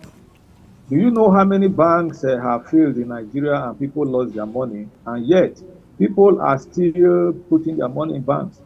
What about car accidents? Do you know how many people die every day through car accidents, and yet people are still entering cars? So people have to understand the nature of life, and that life in itself is a risk. The market has since changed. A lot of structures have been put in place now to regulate the market and prevent that kind of holocaust that occurred at that time. So it's not really the same, and the market has derivatives now with which you can hedge against risk.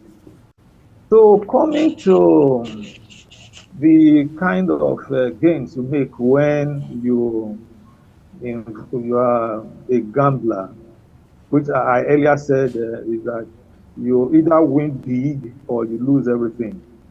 The mentality is different from that of an investor. You see, have you ever seen a big business or a big building in Lagos and they will tell you that this building is a proceeds from gambling, it was built by a gambler? You can never see anything like that, because the algorithm in gambling is such that the providers of that gambling service have structured it so that your chance of winning is highly remote. So it is sporadic, you know. So, and you can win big once, but you may lose what you have won, you know, over time. But in the capital market, you don't really lose like that. As long as you don't sell, even if the market goes down, the possibility of recovery is there. And when you invest in the capital market is different from gambling, which is a short-term undertaking. Capital market undertaking is a long-term investment that is meant to build your wealth over time, and it has to be targeted in line with some objectives. So if you're a young person and you plan to marry and have children in about 20 or 30 years' time, you start saving now, then of course your wealth can be built at that time, because the capital market beats inflation in such a manner that when the time comes for you to use that money, the money will be available. Or you have an objective to build a house. So investing in capital market is objective based, and it is long term generally. Although in the short term, you may enjoy some sporadic gains. For instance, like what we are seeing now, you know, the market has almost recovered back to the pre-2007 level. The All-Share Index on March 6th, 2008 got to 66,000 points. As of last week, the All-Share Index of the Nigerian Stock Exchange had almost hit 65,000 points. So which means that whatever you may have lost, if you were patient to leave your assets in the market, would have recovered by now. And a lot of people also went in when the market was at rock bottom. So you can imagine the kind of stupendous wealth that they have gained over the period. So the gamblers should understand that they cannot beat their own gambling market, because the algorithm has been set for them not to beat it. Okay, sir. But in the capital market, you can actually. Thank you very much for your time with us, David Adori, talking to us extensively about gambling, sports betting, and of course, investment in the capital market. Thank you again, Latif Jimoh, for being on the show today. It is up to you to make the decision. Do you want instant gratification, or are you looking for some stability in the future so you know which way to turn regarding investments? Okay, thank you. The show is still on. It's still early exchange, and we'll take a short break. Now, when we come back, we will continue with the program. Please stay.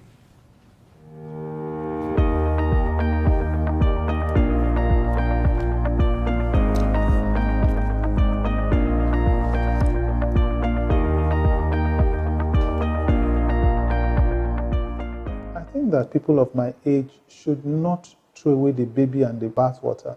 Social media is not all bad. It's actually probably one of the most innovative communication means.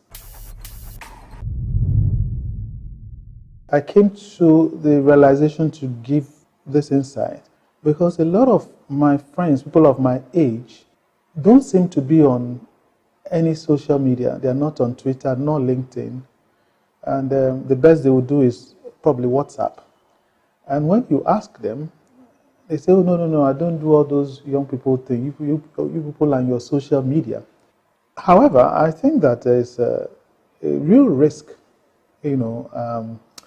that we may be missing out on some very critical, important thread of the communication by staying away from this innovative means of disseminating information. I know that sometimes it can be taken to very drastic levels that may not be healthy. For instance, the so-called NOMO, no missing out. So especially young people are always connected, getting the breaking news as it happens, new fashion, new styles. And it's difficult to do that and still concentrate on delivering a job, a task, especially if it's a complex task. But if you discount that and you want to use it reasonably, I think that people of my age should not throw away the baby and the bathwater. Social media is not all bad. It's actually probably one of the most innovative communication means. If you look at a lot of the marches that were called during the Arab Spring, they were organized with social media throughout the world. The recent march by almost 5 million people in London with regard to whether to have a Brexit or to revoke Article 50 or go for a second vote was organized through social media. One example I will give why we should not think that whatever the young people or millennials are doing is trivial is the example of a sales force that was typically high age, 50 and above, and there's these young people that joined that sales force, and they put them in the worst possible patch. They were actually selling baby food, and they put these people in a patch that 90% of the population were retirees and old people, knowing, of course, that they will not succeed. So they were very shocked that these millennials were consistently breaking their sales targets. And one day they swallowed their pride and asked them what the secret was. And the young fellows told them, well, there's so many old people in our patch, so what we do is that we push the baby food to them. Many of them don't have very strong teeth, so they actually do enjoy eating the baby food and they order more. They wouldn't have known if they had not had these millennials and if they had not, in a way, tried to punish them by giving them that bad patch. In my view, sticking to your traditional habits of assimilating news through newspapers and radio and television only, is like listening to your cassette of your best music. You play it over and over again and you enjoy it, but if you don't listen to the radio or to other sources of streaming, you don't open your mind to new genres of music, new opportunities, new possibilities. So I believe that we should not unnecessarily write off some of the good things that we can benefit from being on social media.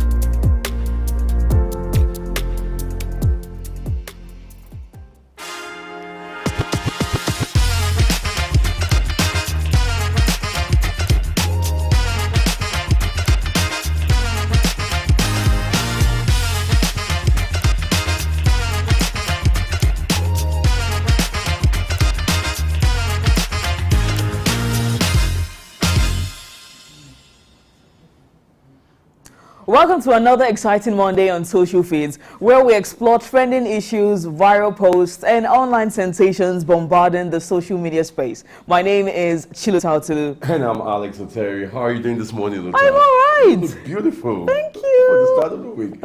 All right, it's a great day, and we have compiled an exciting lineup of stories for your listening pleasure today on social media feeds. And not just that, we'll also be reading your comments on it. Exactly. We're making you a part of the conversation. Straight into the business of the day. The top trending stories we'll be talking about are Kamala Harris, UK visa, and Declan Rice. All right, starting off with the first story, Vice President Kamala Harris, Garfield week, got a little bit worse on Friday when she appeared to mistakenly call for lower, she called for another edition of, there are several things that she said. She said population instead of pollution, and that is exactly what she said, and people came for her because she seems to have meant pollution instead of what she said. Now, moving on, the thing exactly that she said is when we invest in clean energy and electric vehicles and reduce population, more of our children can breathe clean air and drink clean water. This was what Harris told a crowd in Coppin State University in Baltimore, Maryland, in a speech centered on the Inflation Reduction Act. Now, Harris meant to say pollution instead of population. That was what her office said. And the vice president misspoke and said pollution. The official transcript of the event reflects that Harris meant to say that electric vehicles and clean energy would reduce pollution. I mean, she's saying population would have been a very scary thing to have had a vice president say that we need to reduce population.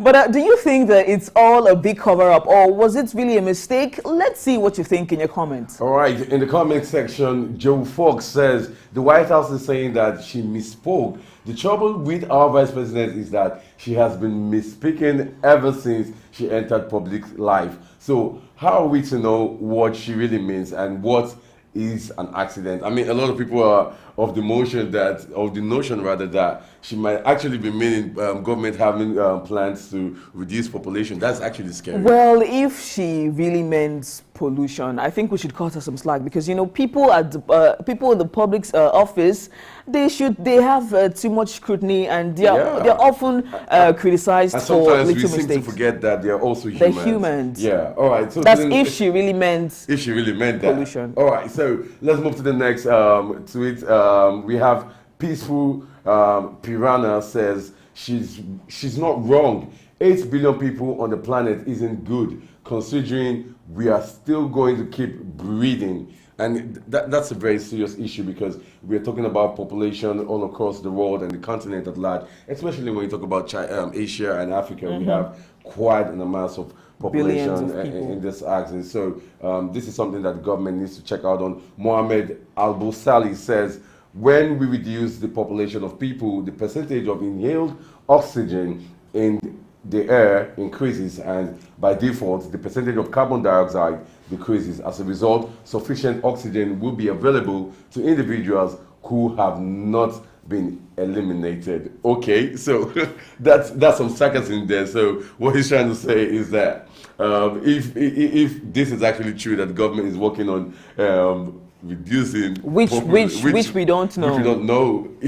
So when they reduce that, it's going to make a lot of air for people to be. But I mean, we really just hope that it was actually a mistake. All right. For the love of God says, and the other part of what she's saying doesn't make sense either. And if the entire production process of electric vehicle is any cleaner. Now, this has been a little bit of concern with people that it's not actually safe too in the process of making electric vehicles. But I'm not a technician, or I'm not really into that. But I would really like to do some insights on that, so we can get to know how electric vehicles are being made and what are they being made of, and is it really harmful to the air that we breathe. Paul Masters says, well, if you reduce population, we'll have less pollution, and with that, we wouldn't need to make so many machines to go green in order to help our population not pollute.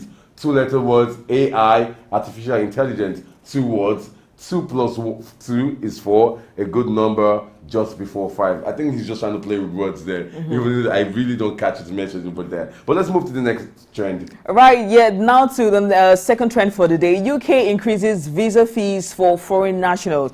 Yes, that is quite an interesting conversation. Now, British Prime Minister Rishi Sunak has said that there would be an increase in a visa application fee paid by foreign nationals coming into the United Kingdom. The Prime Minister said the increase would help bridge the income gap in the UK after the country approved a pay increase in public sector wages. Now, Rishi, speaking in a press conference at the Downing Street on Thursday, explained that the increments in visa applications and NHS surcharge had become imperative since the fees have not been increased recently. Now, according to him, if the government is going to prioritize paying public sector workers more, that money has to come from somewhere. And he does not think that it would be responsible or right to borrow more, because that would just make inflation worse. Now, that is a country talking about inflation. Yeah, talking about they're really prioritizing how they're going to go about putting down inflation in the country, and it's a good way to go. Exactly. Now, in other words, so what we have done,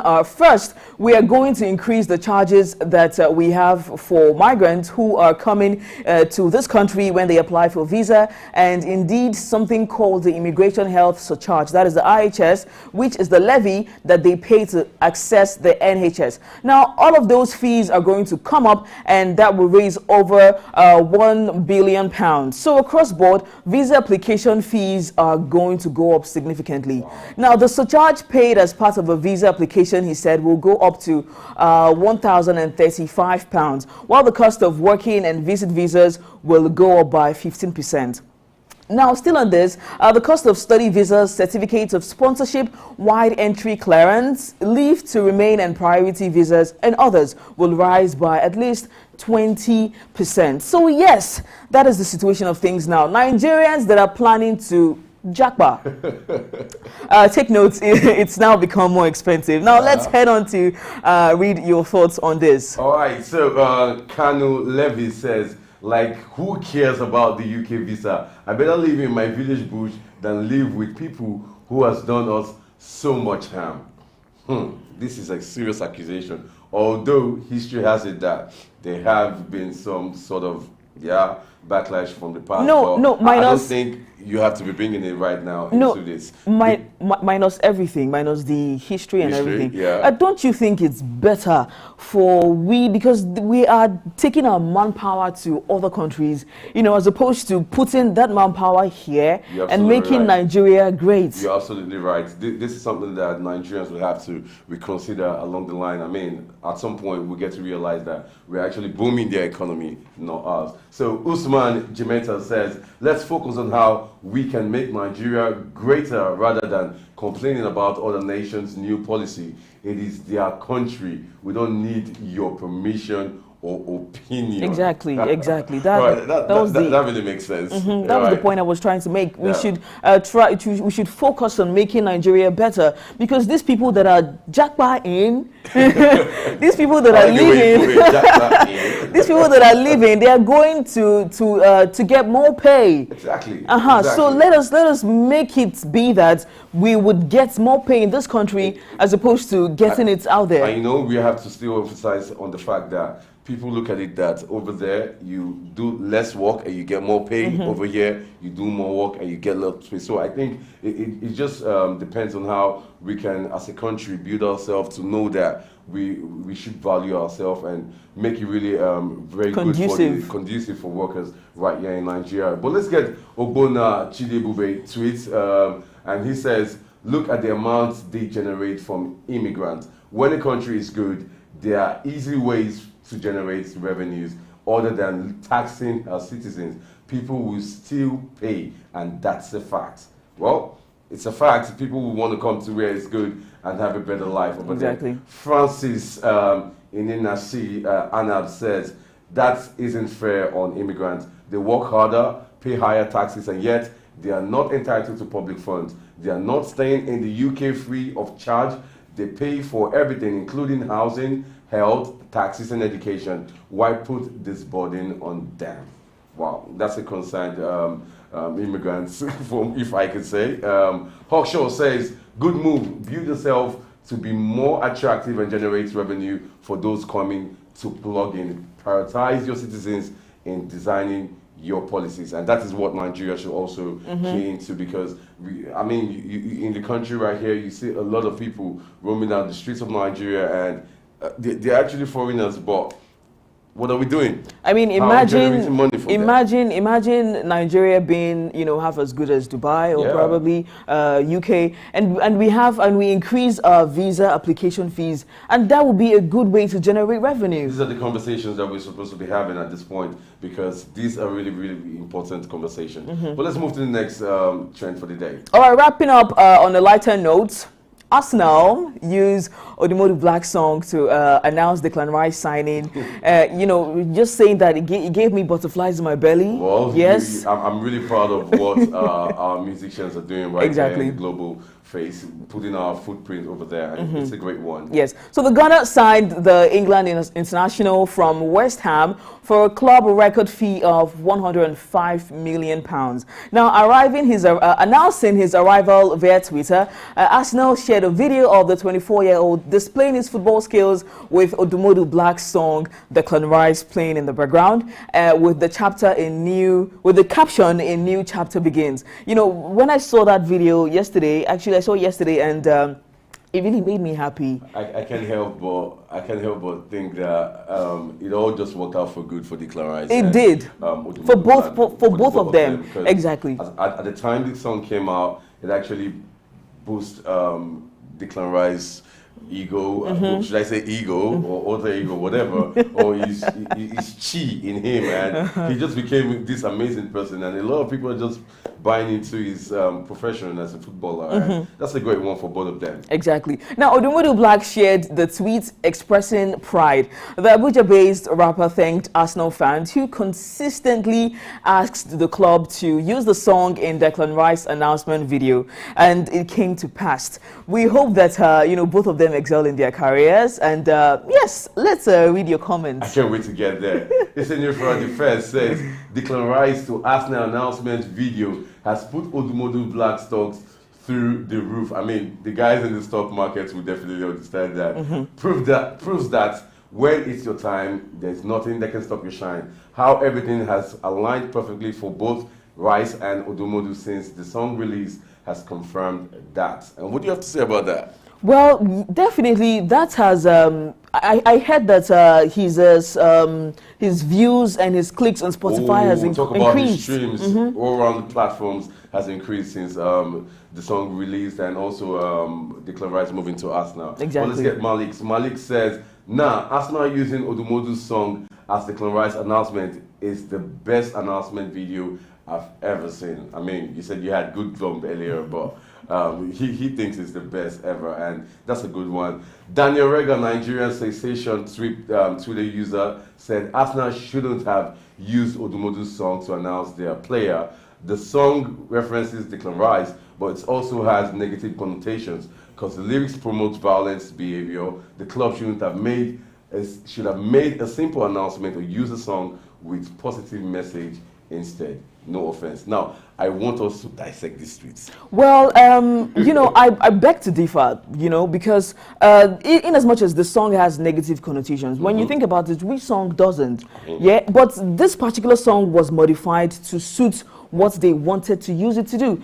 The Arsenal actually reached out to him and told him to modify the lyrics in a way that would suit what they wanted to use it for. You see, I totally agree with you, but what I see right there is that Daniel is just trying to get traction to his tweet. I mean, he's a popular influencer on Twitter, and he definitely would have to come out with something really controversial for people to talk about. So he's just being himself, and anybody that takes it to heart, it's your cup of tea. But Big IOM says, in just an hour after the Declan Rice announcement by Arsenal, Odumodu has gained 100,000 listeners on Spotify. Wow. Wow, that's a lot. That's a lot. And Joey Atkins said, what bust my head the most about Arsenal and the Dumodu's collaboration is that they needed him and his art enough to say, these parts are not safe to walk. Clean it up a bit and let's get this ball rolling. Give us a refix for corporate. The inference does that provide? What inference does that provide? What does it say to you? That corporate listens to the streets. No matter how uppity they think or look to appear or in their interactions, they need your work. Forget all these talks about creating for the corporate gaze. Corporate exists for the people, the market, the brand managers trying to capture new markets and consolidate brand presence will need to listen to the pulse of the people, their culture, their currency, to find the connection. As much as the money is great, as much as their money is great, you need to unlock more by being your truest self and connect with the people. Build as yourself, build as real as you are, unbridle your sources, and go hard. If you build your table, you will win enough. They'll come for you. All right, that's a deep one, and that's a very deep one. It really says that no matter what you're selling, no matter what you're pushing out, you have to connect to the people to get your market right there. All right, that's where we draw the curtains today. Hope you got more informed. Follow us across our social media platforms on Facebook, Instagram, and Twitter at Sook News for more informative content. Remember, in this digital age, a strong social media presence can make all the difference for your business. It's a power tool that shouldn't be overlooked. So see you next time on the show. Stay informed.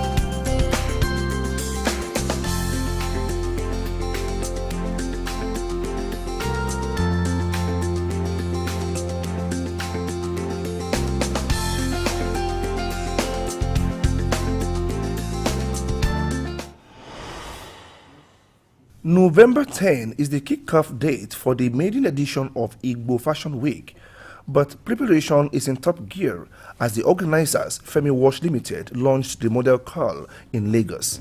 The runway came alive in Ikeja as these young Igbo beauties strutted with confidence in an atmosphere charged by music, dance, and loads of fun.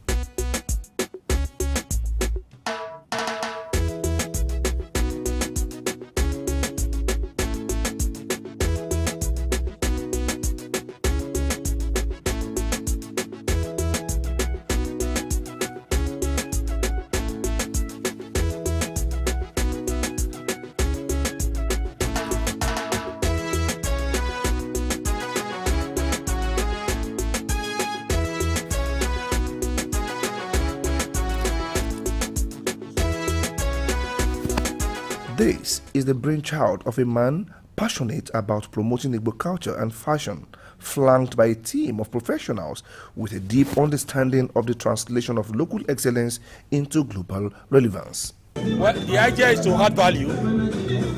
The idea is to capture it extraordinary. The idea is to make people know that the Igbo culture and the Igbo people, they are peculiar people, they are extraordinary people. So if you don't celebrate the Igbo, if you don't celebrate their culture, then which culture do you want to celebrate? to be the face of Igbo Fashion Week, taking into cognizance the fact that the Igbo tribe is a very strong tribe all over the world.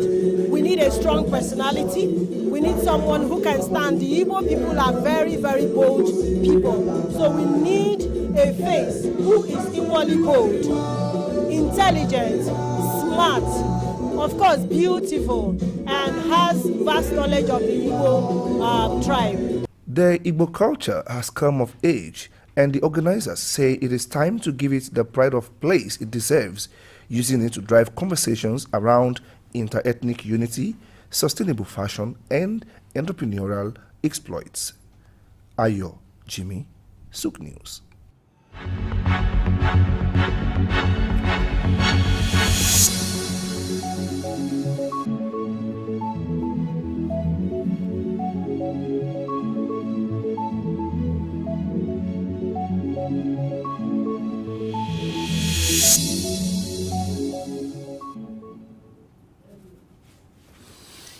I could just watch the motor call which happened on Friday in preparation for the Fashion Week, which will be holding in November this year. A Femi Wash initiative aimed at fostering cultural respect and appreciation, as well as enhancing development in the fashion industry in Nigeria. Now, you need to know that the global fashion industry is valued at $1.7 trillion as of this year, 2023, and the Nigerian apparel retail market had total revenues of 4.8 billion naira in 2020. That, of course, has increased and will increase more as more attention is given to the fashion industry in Nigeria, and that's one thing that Igbo Fashion Week will promote. When you talk about walking your talk, I think Femi Wash Limited is trying to do that. There's so much talk about we promoting indigenous culture, and most of the times business owners or idea owners find it difficult to move from talking point to action point, and that is one area Femi Wash Limited has tried to showcase exception. Okay, that is the size of the package today. Thank you very much, everybody, for being part of it from 7 a.m. up till this moment. My name is Ayo Jimmy. I'll see you tomorrow. God willing. We appreciate your time with us, and tomorrow 7 a.m. West African time will be another time for you to be with us on the show. I am Blessing Bye.